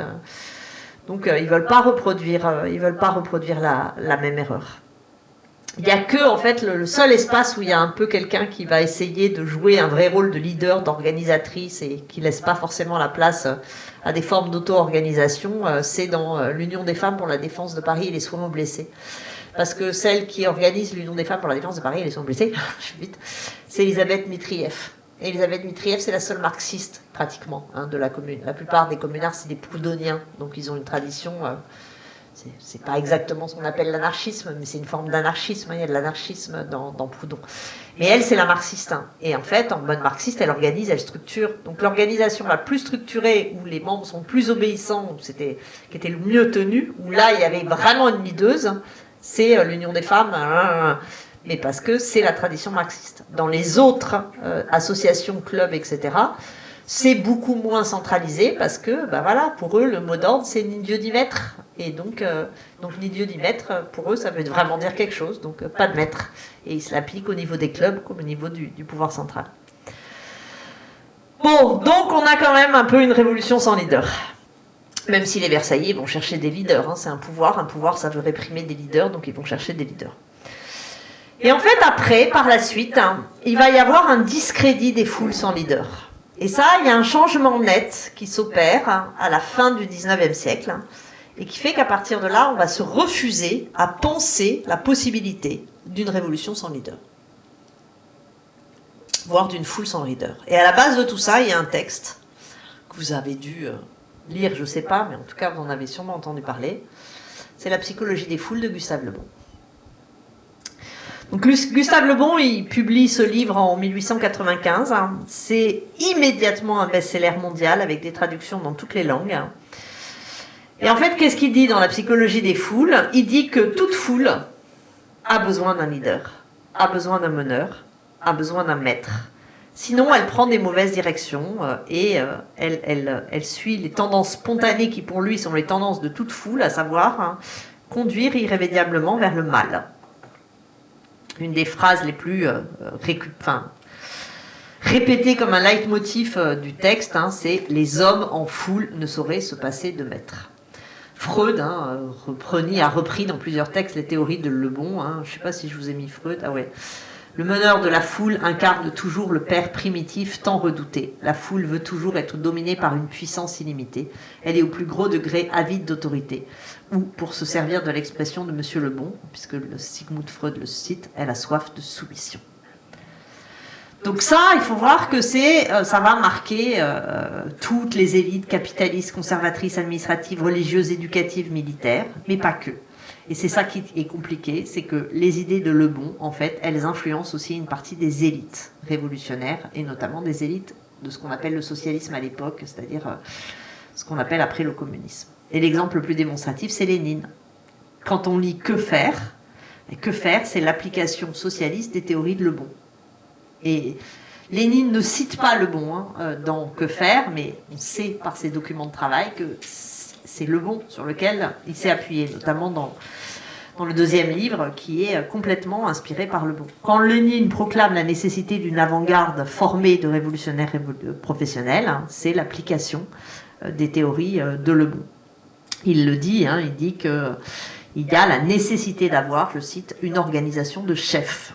Donc ce qui va devenir le bolchevisme, c'est l'idée qu'il faut des leaders professionnels, que sinon la foule suit sa propension, qui va l'éloigner de la révolution. Et pour faire la révolution, il faut des chefs. C'est ce qui est expliqué dans Que faire. Donc Lénine partageait avec Lebon l'idée que la foule est mauvaise, qu'il ne faut pas qu'elle reste sans maître, et qu'il faut des maîtres, et que ces maîtres, ça doit être l'avant-garde éclairée, donc les membres du parti. Et cette vision, elle s'impose. Alors, elle n'est pas partagée à l'époque par tout le monde. Les anarchistes ne sont pas d'accord. Les familles anarchistes vont toujours se dresser contre ces visions qui viennent du marxisme léniniste. Et une autre opposition vient la seule femme qui a donné son nom à une théorie socialiste, c'est Rosa Luxembourg. Le luxembourgisme est un refus de la théorie de l'avant-garde éclairée. Lénine disait que pas du tout, il ne faut pas essayer de diriger les ouvriers dans une révolte, il faut élever la conscience des ouvriers et leur faire confiance. D'ailleurs, au moment de la révolution spartakiste, elle n'est pas initiée par Rosa Luxembourg et Karl Liebknecht, ils suivent le mouvement qui a éclaté dans les rues au début de janvier. Mais bon, les anarchistes, vous le savez, peinent à s'imposer, quand ils ne le sont pas, comme en Russie ou en Espagne, éliminés physiquement par les communistes. Et le luxembourgisme meurt avec Rosa et Karl dans la semaine sanglante de Berlin, dans le milieu de janvier 2019. Donc pendant tout 2019, coincé entre l'atmosphère lebonienne, si on peut dire, et le primat de la voie bolchevique vers la révolution, eh bien, il n'y a pas beaucoup de chance pour les foules auto-organisées et sans leader. Donc les révolutions communistes, de toutes ces familles du communisme, sont des révolutions avec leaders. Lénine, Trotsky, Mao, Castro, Guevara, vous les avez les leaders là, et ils sont pris en photo, c'est eux, c'est pas les enfants qui sont devant les foules dans les images que l'on peut voir. La seule révolution sans leader de la période, c'est la révolution qui éclate au cœur de la guerre d'Espagne, autour du POUM, où là il n'y a pas de leader. Enfin, sauf les gens qui travaillent vraiment dessus peuvent citer des noms, mais sinon on ne les connaît pas. Mais parce que elle est anarchiste. C'est une révolution anarchiste au cœur de la guerre d'Espagne. Et d'ailleurs qui va être écrasée par à la fois le communisme espagnol et les envoyés du Comintern. Mais c'est le seul endroit où on a une révolution sans leader dans une grande séquence de révolution avec leader. Alors comment ça change encore après ? Je vais faire un détour par un historien. Parce que comme je vous le disais, il faut pouvoir penser les choses souvent avant qu'elles n'aient lieu. En tout cas, ça permet aussi de les saisir. C'est un historien que j'adore. C'est con parce que je crois que je ne vous ai pas mis son livre. Non. Cet historien, c'est Edward Palmer Thompson. Il faudrait toujours retourner à Edward Palmer Thompson. Je vous raconte un peu sa vie parce que je l'aime. Il naît en 1924 à Oxford, dans une famille cosmopolite. Son père enseignait le bengali. Au lendemain de la Seconde Guerre mondiale, il part en Yougoslavie où il participe, dans la jeune Yougoslavie soviétique, à la construction du chemin de fer de la jeunesse. Il travaille avec des paysans, des ouvriers, des étudiants et il dira que cette expérience l'a rendu sensible, dit-il, à l'activité autonome du peuple. Il va choper des trucs en fait à ce moment-là. Au début, il est membre du Parti communiste anglais, mais il le quitte en 1956 après l'intervention soviétique en Hongrie, comme pas mal d'autres communistes. Il va s'installer dans le nord de l'Angleterre, au cœur de la région industrielle du 19e siècle. Et c'est dans ce lieu saturé de mémoire du mouvement ouvrier qu'il va commencer à donner des cours du soir pour adultes à l'université de Leeds, pour des ouvriers aussi. Il va militer contre la guerre de Corée, diriger le comité pour la paix d'Halifax et participer avec d'autres historiens communistes mais qui sont en train de s'éloigner du communisme, comme Eric Hobsbawm, très grand historien aussi, Rodney Hilton ou Donator, à la revue Past and Present. Et c'est une revue qui va être une revue d'histoire sociale, marxiste mais pas communiste. Et qui justement, parce que quand il publie sa thèse en 63, La formation de la classe ouvrière, qui a été rééditée en poche après sa traduction en français il n'y a pas longtemps, et qui est vraiment un très très grand bouquin, en fait, ce qu'il essaie d'analyser, c'est comment les ouvriers anglais se sont organisés avant d'être organisés par les partis. Et donc il réfléchit aux formes d'organisation autonome, sans leader, de la classe ouvrière, avant que les partis ouvriers anglais, je peux vous dire que les trade unions et le parti travailliste, ils étaient bien tenus, mais avant que justement s'imposent des leaders. Thomson, qui l'intéresse, c'est ce qu'il appelle l'agency des acteurs, donc l'agentivité, on traduit comme ça, la capacité d'agir des individus, et une capacité d'agir qui se passe donc des leaders. Donc, pour Thomson, il n'y a pas de foule qui serait inorganisée, qui ferait n'importe quoi et qu'il faudrait prendre en main et conduire. Au contraire, Thomson va même créer un concept qui est un concept hyper intéressant, qui va ensuite être réutilisé par tout un tas d'abord d'anthropologues et après d'historiens, qui s'appelle l'économie morale de la foule. Et il montre comment les foules émeutières, en fait, sont très raisonnables. Il utilise le terme de foule raisonnable. Une foule, quand elle fait quelque chose, elle réfléchit à ce qu'elle fait, elle a elle sait. Il y a un moment, en fait, ce qui montre, c'est que les foules, les gens sont prêts à accepter des situations de vie un peu désagréables quand entre ce qu'ils peuvent gagner de leur situation de soumission et de difficultés économiques, l'équilibre. Et quand l'équilibre est rompu, c'est là que les gens se soulèvent, parce que pour eux, ça rompt la moralité du pouvoir. Ils montrent comme exemple, dans les émeutes de l'Ancien Régime, on accepte l'oppression du seigneur parce qu'on attend de lui une protection militaire et une aide dans certains cas. Dès que le seigneur n'assure plus cette protection militaire, là, il y a soulèvement. Donc le soulèvement n'est pas seulement une réaction à une situation particulière, c'est quand cette économie morale de la foule pousse les gens à se révolter. Et donc pour lui, c'est des foules raisonnables, c'est des foules qui n'ont pas besoin de leader, c'est des foules qui peuvent très bien s'organiser. Il le montre avec des exemples dans le passé. Alors si c'est des choses qui vous intéressent, quelqu'un a repris ces idées et il les montre très bien, mais alors le problème c'est que c'est un texte qui est très difficile, qui est assez difficile à lire. C'est Michel Rio-Sarcé dans le Procès de la liberté, où elle analyse aussi, elle fait en fait l'équivalent de Thomson mais pour la classe ouvrière française. Elle montre comment la classe ouvrière française s'est longtemps organisée de façon autonome, raisonnable, avec une économie morale, avant qu'elle ne soit organisée par les syndicats et par les partis. Et c'est ça qu'elle analyse. Pourquoi est-ce que je fais cette digression ? Parce que si Le Bon, puis Lénine, empêchaient de penser des foules sans chef, les travaux de Thomson et d'autres autour de lui, mais c'est surtout Thomson, permettent de repenser des foules sans chef et donc de penser des foules raisonnables et par conséquent qui peuvent très bien se passer de leaders.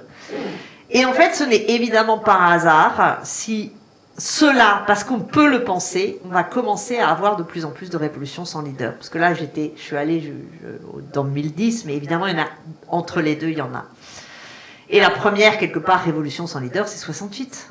Alors, vous pourrez me dire, c'est pas tout à fait une révolution, De Gaulle, il est resté au pouvoir, tout ça. Enfin, il y a du débat quand même. Et puis ceux qui vous l'ont fait, ils pensaient que c'était une révolution. Il faut écouter les acteurs aussi. Ils avaient la conscience et l'envie de faire une révolution. Ceux qui étaient mobilisés dans les facs, les usines, ils voulaient changer l'ordre. Donc on peut dire que c'est une révolution. Mais c'est quand même une révolution sans leader. Alors on me dira, il y a des figures emblématiques, Daniel Cohn-Bendit, putain, quand on voit ce qui est devenu, Alain Gesmar, Jacques Sauvageau. Ouais, mais ça ne concerne que le 68 étudiant. C'est parce qu'on oublie toujours le 68 ouvrier. C'est le gros problème sur 68. Les gens ne voient que la Sorbonne, mais 68 c'est bien au-delà. Et là, vous avez beaucoup moins de leaders qui se dégagent. Autre révolution sans leader, la révolution des œillets. Alors c'est sûr que la révolution des œillets, à la base, il y a des leaders, les capitaines d'Avril, c'est eux qui sont les initiateurs, c'est eux qui font le soulèvement, des jeunes colonels, pour protester parce qu'ils voulaient pas, ils en avaient ras-le-bol des guerres coloniales. Mais immédiatement, le pouvoir, les militaires qui créent le MFA, ils cèdent le pouvoir et ils le donnent au peuple dans les affiches. Dans les affiches de la Révolution, voilà, c'est toujours le soldat et là le paysan, et là le soldat avec le peuple. Donc c'est MFA et Povo, et le peuple. Donc il y a pas, ils ont lâché le pouvoir, hein, les capitaines d'Avril. Alors il y a quelques leaders qui sont revenus, qui étaient les opposants en exil, comme Mario Soares, mais en gros, pendant 1 an, le Portugal va avoir une dynamique révolutionnaire, démocratique, citoyenne et sans leader. Avec occupation d'usines, avec occupation de terres, avec beaucoup d'innovations à ce moment-là. Ce qui met fin, c'est l'élection de la constituante en avril 75. À partir du moment où il y a l'élection d'une constituante, il faut dégager des candidats, il faut dégager des leaders, il faut dégager des différents projets, et que par ailleurs, ce qui est sorti des urnes, c'est une assemblée modérée. Donc ça a enterré et le processus révolutionnaire, et on s'est retrouvé avec des leaders. Mais là, vous aviez une révolution sans leader. Autre révolution sans leader au début, mais ensuite récupérée par un leader et non des moindres, c'est la révolution iranienne. Le début de la révolution iranienne, elle est sans leader, mais ensuite, bon, vous le savez, il y a l'imposition du leader religieux, Khomeini, et l'imposition d'un pouvoir islamique. Mais au début, pendant plusieurs mois, c'est une révolution sans leader. Alors, c'est plus compliqué par la suite. Les révolutions de velours, il y a des leaders. Mais c'est pas surprenant, il reste en fait la révolution de velours. Moi, pour moi, c'est pas des révolutions, ça, on peut en discuter, mais ils sont, même ces leaders, ils ont beau être anticommunistes, antisoviétiques, ils sont pétris de cette culture, donc ils restent dans une culture de leader. D'ailleurs, on le sait, la plupart des révolutions, des dites révolutions de velours, elles ont fini par donner naissance à des systèmes apparatchiks tout aussi proches de ce qui avait été renversé. Je pense que ce qu'il faudrait travailler, mais le problème c'est que je connais pas bien et que je devrais connaître mieux et que je devrais prendre le temps de lire des choses là-dessus, mais j'ai pas le temps de lire suffisamment. La révolution du Venezuela, on a quand même un gros leader, Chavez, mais il faudrait creuser parce que ça peut être aussi une représentation médiatique. J'aimerais bien y voir plus près en fait ce qui se passe, mais je connais pas assez pour en parler. Celle qui me semble la plus intéressante, c'est les zapatistes, dont on parle très peu en France, alors que je trouve que c'est une révolution très intéressante. Avec les zapatistes, au début, on a évidemment un leader, le sous-commandant Marcos, même s'il est original comme leader, puisqu'il est masqué, on n'a pas sa tête.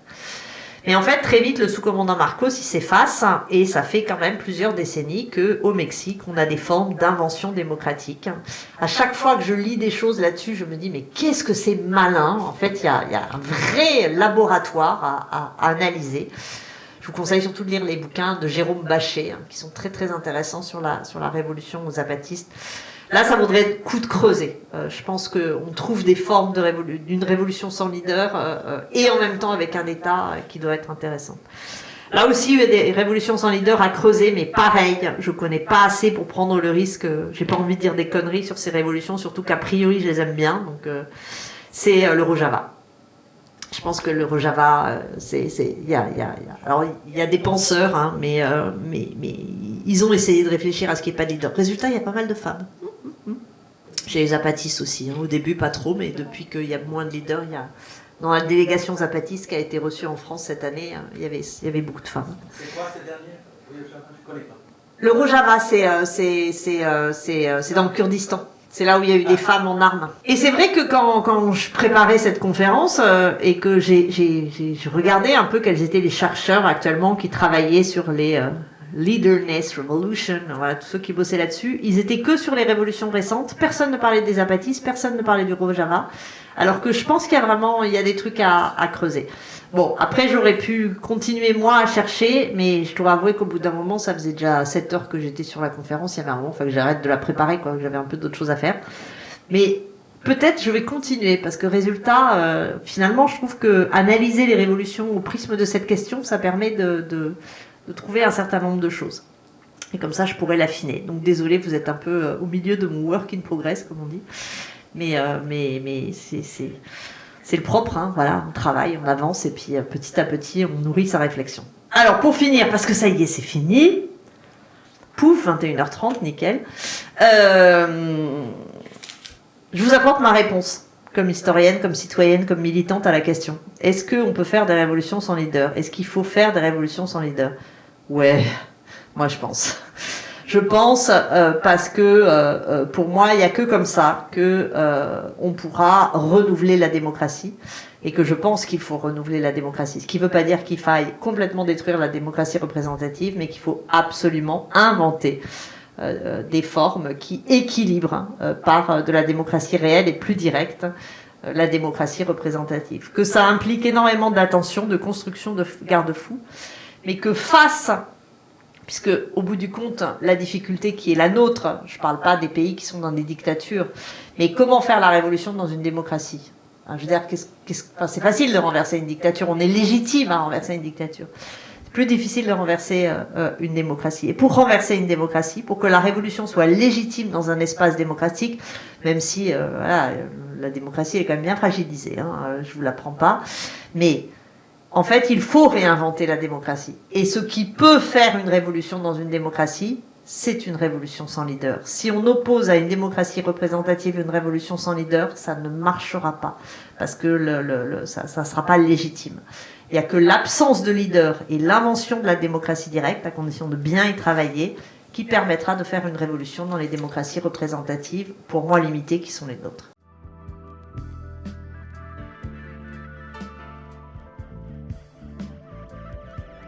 Le moment sans leader est un moment d'état de grâce, même s'il y a des violences, mais idéologiquement et idéalement, un moment de grâce. Mais il y a toujours des retombées. Est-ce qu'il n'est pas dans la nature humaine qu'il y ait quelqu'un qui prenne le pouvoir? Ça me paraît un peu utopique que cet état de grâce se poursuive dans l'établissement d'une société qui fonctionne de façon démocratique, égalitaire, sans qu'il y ait des prise de pouvoir. Moi, je pense pas, hein, mais je suis pas le bonnienne, justement. Mais je pense que ça se travaille. Je pense que c'est quelque chose qui se construit. Mais j'y crois. Si on fait la révolution, c'est bien pour faire quelque chose qui n'est pas là aujourd'hui. Et si c'est pour reproduire... Enfin, les révolutions enterrées, on produit des leaders. Justement, la question, c'est peut-être aujourd'hui d'arriver à faire autre chose. Si on part avec le schéma qu'on a en tête, pour reproduire le schéma qu'on a en tête, avec un chef qui à la fin nous dire ce qu'il faut faire, quelle que soit nos désignations, on risque de se retrouver dans les mêmes situations. Je ne dis pas que c'est facile à faire, mais moi, les gens qui partent faire la mission en sachant où on va aller et dans quel ordre on va le faire et qui me décrivent les 17 étapes nécessaires pour arriver au bonheur, je suis né dans une famille gâteau. Hein. Alors c'est après la mort, le bonheur. Alors, le bonheur, c'est avant la mort. Moi, ça me fait un peu le même effet. Je suis né dans une famille très gâteau, où le bonheur me le garantissait pour après la mort, et les révolutionnaires me le garantissent pour avant la mort. Mais en tout cas pour beaucoup plus tard. Alors, la question, c'est comment on construit ensemble, sans schéma préconçu, sans cette écriture, révélée ou pas, et comment, ensemble, on cherche autre chose. Et une révolution, c'est bien pour moi chercher autre chose. Je suis assez fasciné par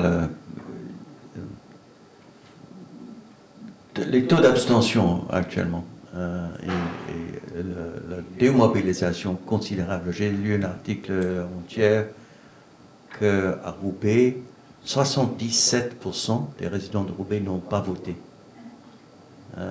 Alors là, je suis face à une situation dans laquelle le peuple n'est pas actif. Et je ne sais pas ce qu'on entend par leader, mais je sais que d'expérience que lorsque les gens deviennent courageux, commencent à agir dans leur intérêt, il faut que certains gens ont l'idée avant d'autres. Il y a du leadership qui se déroule en petits groupes, dans le quartier, dans les clubs que vous avez visités à la Révolution. Vous avez appelé ça, enfin, les gens qui écrivent les livres, mais il y avait des gens qui causaient à leurs voisins, qui dirigent les cages d'escalier, qui font un tas de choses. Et moi, je ne sais pas si ça se fait de notre temps, sans beaucoup d'énergie, même fric, pour produire justement ce genre de leadership, pour que les gens réagissent, prennent plus de pouvoir. Oui, moi quand je dis sans leader, c'est sans grand leader national. Après, il y a toujours localement des formes, ça c'est évidemment, hein, ça, mais moi je suis plus favorable, mais En fait, j'ai l'impression que plus je vieillis, plus je deviens un art.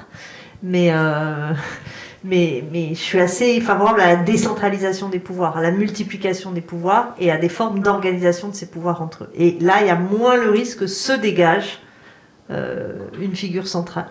Mais effectivement, après, il y a des phénomènes de leadership, mais qui peuvent être très changeants au bout du compte, au niveau local, au niveau du quartier et au niveau, comme vous le dites, même de la cage d'escalier. Et c'est vrai que... mais à partir du moment où ça fonctionne et où ça peut tourner, et où c'est pas lié à des processus de domination, c'est moins gênant en fait. La grande interrogation en ce qui concerne quelques révolutions que ce soit en ce moment, c'est la chape de plomb que met sur nous tous le néo-capitalisme. C'est-à-dire qu'en fait, comment est-ce qu'on passe ça? C'est pas, il faut avoir quelque chose qui soit plus international pour essayer de lever cette chape de plomb. Moi, je peux pas dire, si je savais, je deviendrais un leader et j'expliquerais à tout le monde comment on fait. J'en sais rien, j'aimerais bien savoir. Cela dit, franchement, dès qu'on regarde un peu, c'est hallucinant tout ce qui se passe en ce moment, en fait. Enfin, on a l'impression qu'il se passe rien, etc. Dès qu'on creuse, en 2019, ça s'est soulevé à plein d'endroits, ça continue à se soulever, en fait... c'est en permanence, plus les mouvements féministes, plus les activistes du climat, ça n'arrête pas. Simplement, on nous en parle peu et il faut chercher, il faut se renseigner, il faut regarder. Mais en fait, on est tout dans un monde immobile qui accepte l'ordre en place. Sur ce point, je voulais justement exprimer mon étonnement de ce que vous avez qualifié, au début de votre intervention, vous avez qualifié de révolution toute une série de mouvements dernières années, et il me semble qu'il y a un peu un mélange entre des mouvements de foule, même importantes, et puis une révolution, parce que beaucoup de ce que vous avez choisi comme de nommer révolution sont des trucs qui ont raté. Par exemple, je sais pas, par exemple la Syrie. En Syrie, les mouvements qui a eu lieu, ça a complètement raté. Et en Algérie, n'en parlons pas, etc. Donc, est-ce que ce serait pas intéressant, quand on parle de révolution, d'analyser plus le détail du mouvement? Par exemple, il y a aussi, vous avez parlé de la révolution 68, effectivement, il n'y a pas eu de changement de pouvoir, mais il y a eu je crois bien, comme vous, qu'il y a eu une révolution. Donc c'est très difficile de mettre tout dans le même panier, quoi. Ouais, mais ce qui est difficile, c'est que pour les mouvements actuels, justement, on manque de recul. Et en fait, on se rend compte que ces différents mouvements, ils continuent. C'est-à-dire que d'abord, il y a certains qui ont eu des victoires immédiates. Gezi, ça a été protégé. Certains dirigeants sont quand même bien dégagés. Et en fait, on se rend compte que ces formes d'invention de la démocratie, de fonctionnement, continuent à se retrouver dans les associations, etc. Et en fait, il se passe quelque chose. Il y a quelque chose qui reste. Et je ne sais plus qui dit ça. C'est Rancière ou un autre qui dit ouais, c'est sûr, les révolutions, elles foirent, n'empêche qu'il y a toujours des révolutionnaires. Parce qu'en fait, il y a ce que ça donne aussi, c'est l'envie de changer des choses. Donc, de toute façon, je l'ai dit, c'est justement révolutionnaire, mouvement révolutionnaire, c'est compliqué. La plupart de ceux qui font ça, ils veulent faire une révolution. C'est pas pour ça qu'ils y arrivent. Mais à condition que ça veut dire y arriver, parce qu'effectivement, mai 68, d'un côté, ça réussit pas grand-chose. Mais en fait, on peut considérer que c'est une révolution compte tenu, au bout du compte, des répercussions sur le temps long, quoi. Mais les mouvements de 2019, en plus, c'est drôle parce que j'étais à un colloque il n'y a pas très longtemps, justement, sur ce qu'on appelle les deuxièmes vagues des révolutions arabes, qui disait c'est fou parce que quand il y a eu les premières vagues, tous les médias occidentaux étaient les yeux dessus, complètement fascinés, on suivait la Tunisie, alors que là, ce qui s'est passé au Soudan, ce qui s'est passé au Liban, alors là, personne n'en a parlé. Alors que finalement, c'était le même désir démocratique. Il y a des points intéressants, mais nos médias ne s'y sont absolument pas intéressés, en nous donnant l'impression qu'il ne s'y passait pas grand-chose, alors qu'il s'est passé des choses importantes. Ce qui a coupé surtout cet élan, c'est le Covid. C'est-à-dire que la plupart sont arrêtés de facto parce que les peuples ont ont été malades et pour certains confinés. Donc ça a coupé, même s'il n'y a pas tout coupé. Hein, je veux dire, franchement, moi, mes potes au Chili, ils considèrent qu'il y a une révolution et que ce qui se passe, c'est hyper important. Et ils sont dans une espèce d'enthousiasme qui fait plaisir à voir, hein, entre les nouveaux membres du gouvernement, qui sont en plus complètement différents du personnel politique avant. Donc voilà, mais là où je suis complètement d'accord avec vous, mais d'ailleurs je l'ai dit, hein, c'est pas des révolutions, mais en fait ce qui est marrant, c'est que les politistes actuels, quand ils parlent de révolution sans leader, parce que c'est quasiment une expression consacrée maintenant, ils font parfois d'ailleurs, même sans s'embarrasser de la différence, ils mettent tous dans le même sac. C'est effectivement ce sur quoi ils travaillent. Hein. C'est marrant parce qu'il y en a, ils font du Thomson, sans citer Thomson, ils travaillent sur les foules raisonnables des révolutions sans leader. Et c'est ça qui intéresse en ce moment les chercheurs sur ces trucs. Je voudrais rebondir un peu sur ce que monsieur a dit. Et je m'excuse d'être un peu scolaire, mais c'est parce que moi j'ai été formé par l'école française et donc j'aime bien poser des définitions et là les termes du sujet. Voilà, et là si vous voulez moi la question que je me pose d'emblée c'est d'abord qu'est-ce que la révolution, et j'aurais bien voulu avoir votre définition de la révolution avant de commencer, avant de dire quoi que ce soit. Mais j'ai compris entre les lignes dans votre exposé que la révolution, c'est le remplacement d'un ordre par un autre ordre. Est-ce que c'est ça la révolution, ou est-ce que c'est le remplacement d'un ordre par un autre ordre plus juste? Auquel cas effectivement, on peut dire que tout ce qui s'est passé a foiré, puisque finalement, on est revenu peu ou prou au point de départ dans la plupart des cas. Des révolutions qui sont avérées. Ça, c'est ma première remarque. Ma deuxième remarque, effectivement, qui rejoint celle de monsieur, c'est que est-ce qu'on peut considérer que tout mouvement de foule, je ne suis pas péjoratif du tout, hein, mais tout mouvement de foule est un mouvement révolutionnaire, est une révolution. Comme par exemple tout ce que vous avez présenté au début de votre exposé. Moi, je pense que effectivement, il y a eu des mouvements de foule importants, mais simplement, même à l'aune de la définition qui considère que la révolution, c'est remplacer un ordre par un autre ordre, eh bien, il n'y en a pas beaucoup de ceux que vous avez présentés qui avaient cet objectif-là. Il y avait des objectifs ponctuels, il y avait des revendications significatives, etc. Mais il n'y en avait pas beaucoup qui visaient à remplacer un ordre par un autre ordre. Donc, au total, si vous voulez, moi, je suis un peu dans la confusion, quoi. Alors, le problème, c'est qu'on est toujours un peu dans la confusion parce que sous le terme révolution, on traite toujours de choses très différentes. Rien qu'en regardant, même si on arrive à avoir un accord pour désigner ce qui est révolution ou pas au 19e siècle ou même au 18e siècle, on se rend compte qu'en fait, sous le même terme, on met des choses assez souvent différentes. Je veux dire, entre la Révolution française et 1830, on n'a pas la révolution, on n'a pas un événement d'une même ampleur, et pourtant on appelle ça révolution. La commune, c'est pas du tout évident. Hein. La commune, on peut la traiter comme révolution, mais au bout du compte, 74 jours à Paris, sans conséquences, enfin en tout cas à court terme sur le fonctionnement politique, même d'ailleurs après un phénomène contre-révolutionnaire avec l'ordre moral, et pourtant on dit que c'est une révolution. Donc en fait, c'est des discussions sans fin, c'est hyper dur de définir. Mais effectivement, ce sur quoi on s'accorde en général, c'est pour dire que la révolution est le renversement d'un ordre par un autre ordre, et c'est plutôt la deuxième définition, par un deuxième ordre plus juste. Alors ça, tout le monde n'est pas d'accord, et ça c'est un débat entre historiens, parce que en gros, la question qui est derrière, celle que vous posez, c'est est-ce que le fascisme et le nazisme sont des révolutions ou non? Si on considère que c'est le remplacement d'un ordre par un ordre, sans qu'il y ait une dimension progressiste et de justice dans la définition, dans ce cas-là, on peut dire que le fascisme et le nazisme sont des révolutions. À partir du moment où on va considérer que dans le mot révolution, parce que ce mot il s'est aussi Ce mot, il existe parce qu'il a été créé par des événements. C'est ça qui est intéressant, hein. À la base, la révolution, c'est la révolution des astres.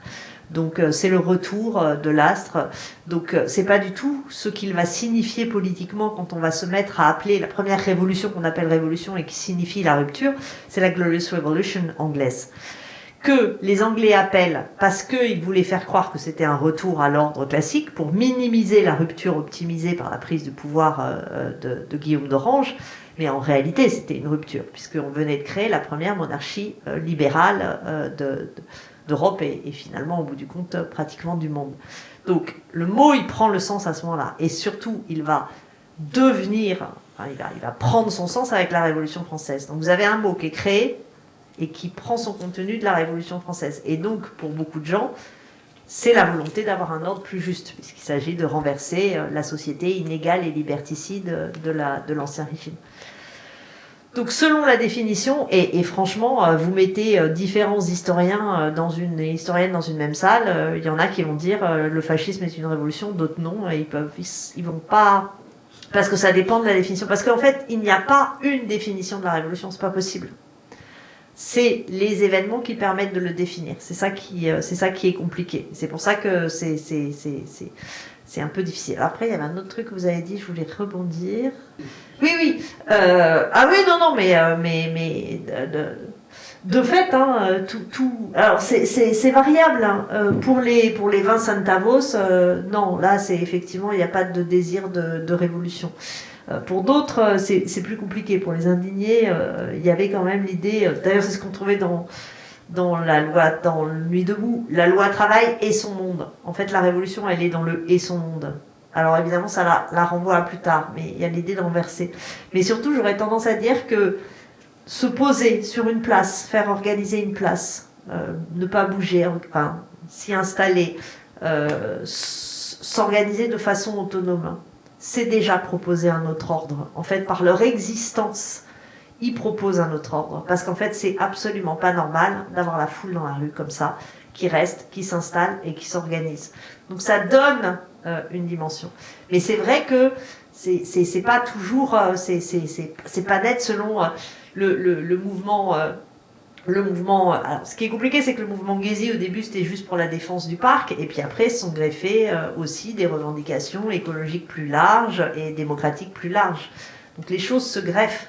Mais d'une certaine façon, quand on regarde la Révolution française, le 14 juillet, place de la Bastille, ils voulaient juste de la poudre pour se protéger contre les forces du roi qui étaient massées aux portes de Paris. Il n'y avait pas tout de suite... Là, il y a un bouquin qui est, à mon avis, un des plus beaux bouquins qui a été écrit sur la Révolution française, qui s'appelle « Comment les députés sont devenus révolutionnaires ». Au début, ils ne veulent pas être révolutionnaires. Ils veulent régler un problème de caisses de l'État qui sont vides. Et puis, ils s'entraînent dans un processus qui va les conduire finalement à vraiment mettre en place un ordre neuf. Mais c'est sous la pression d'événements, c'est très décousu et c'est pas... En fait, ça n'arrive jamais des gens qui ont un programme, qui mettent des gens dans la rue et qui le renversent. C'est des processus, et c'est des processus qui peuvent être très longs, en fait, comme ils peuvent être plus courts.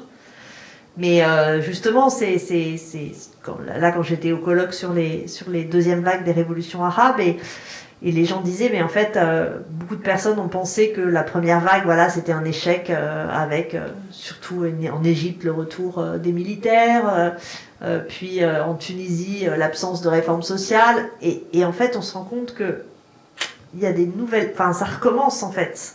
On est peut-être dans une séquence qui est plus longue, qui se joue pas en quelques années, mais qui se joue sur un temps plus long. La Révolution chinoise, elle a mis un demi-siècle, entre les premiers soulèvements et... Donc, ça peut être long, une séquence révolutionnaire. Et donc là, ce que disent les politistes qui bossent dessus, c'est qu'on est dedans et que par conséquent... Voilà, on ne sait pas encore trop, mais c'est intéressant à observer et de se rendre compte qu'ils fonctionnent tous un peu de la même façon. Justement, est-ce que la révolution, c'est pas l'intentionnalité de renverser un ordre en place pour mettre à la place un autre ordre plus juste. Moi, j'ai tendance à penser que, par exemple, les révolutions de printemps sont des vraies révolutions par opposition à la plupart des mouvements qu'on a vus, comme ceux qui étaient à Wall Street, etc. etc. Ça ne veut pas dire que leurs intentions n'étaient pas pures, mais moi je ne sens pas dans leur démarche l'intentionnalité, le fait de vouloir, excusez-moi le terme, renverser la table en quelque sorte. Vous voyez ? Ça dépend desquels. Hein. Dans les indignés, si, hein, dans le 15M, il y avait vraiment cette volonté. Hein, et le mouvement brésilien, pas trop. C'est d'ailleurs en partie pour ça qu'il a pu aussi être récupéré par la droite et même l'extrême droite. Mais dans d'autres, si, ça dépend des différents mouvements. Ça, c'est variable. Et franchement, là où il y a un désir de renverser l'ordre et de poser un ordre complètement neuf, c'est là que voilà, ça vaut le coup de. Mais là, il faudrait que vous ayez une conférence que là-dessus, et avec un spécialiste ou une spécialiste de la question. C'est les zapatistes. Là, c'est vraiment très intéressant. Et ça fait longtemps. Hein, c'est depuis 92 qu'une partie du Mexique est aux mains des zapatistes. Hein ? Oui, pardon. Donc là, il y a... Moi, je suis allée au Mexique en 92 et j'ai vu les premières affiches. Et en fait, je trouvais ça intéressant, mais on ne savait pas encore ce que c'était. Moi, j'étais surtout contente parce qu'il y avait Zapata, quoi. Après, j'ai compris que c'était un autre Zapata. Oui, merci de permettre ce débat. Et bon, moi, je connais particulièrement la situation du Chili, aussi celle des zapatistes. Enfin bon, je suis assez branchée sur l'Amérique latine. Ah ben voilà, comme ça, vous allez compléter. Et je pense de toute façon qu'il y a différentes étapes. Au Chili, ils ont connu une dictature de 17 ans et qui a été férocement réprimée, comme en Argentine d'ailleurs, mais elle a été plus longue. Quand elles sont très longues, ça met beaucoup plus de temps à... Voilà, une transition qu'a gardé la constitution de Pinochet. Donc, c'est vrai qu'il y a eu des étapes, des révoltes de lycéens, même sous Bachelet, qui était socialiste. Donc, ça c'est réprimé. Même sous Bachelet, ça a été des révoltes réprimées, courtes, mais bon, réprimées, prisonniers, etc.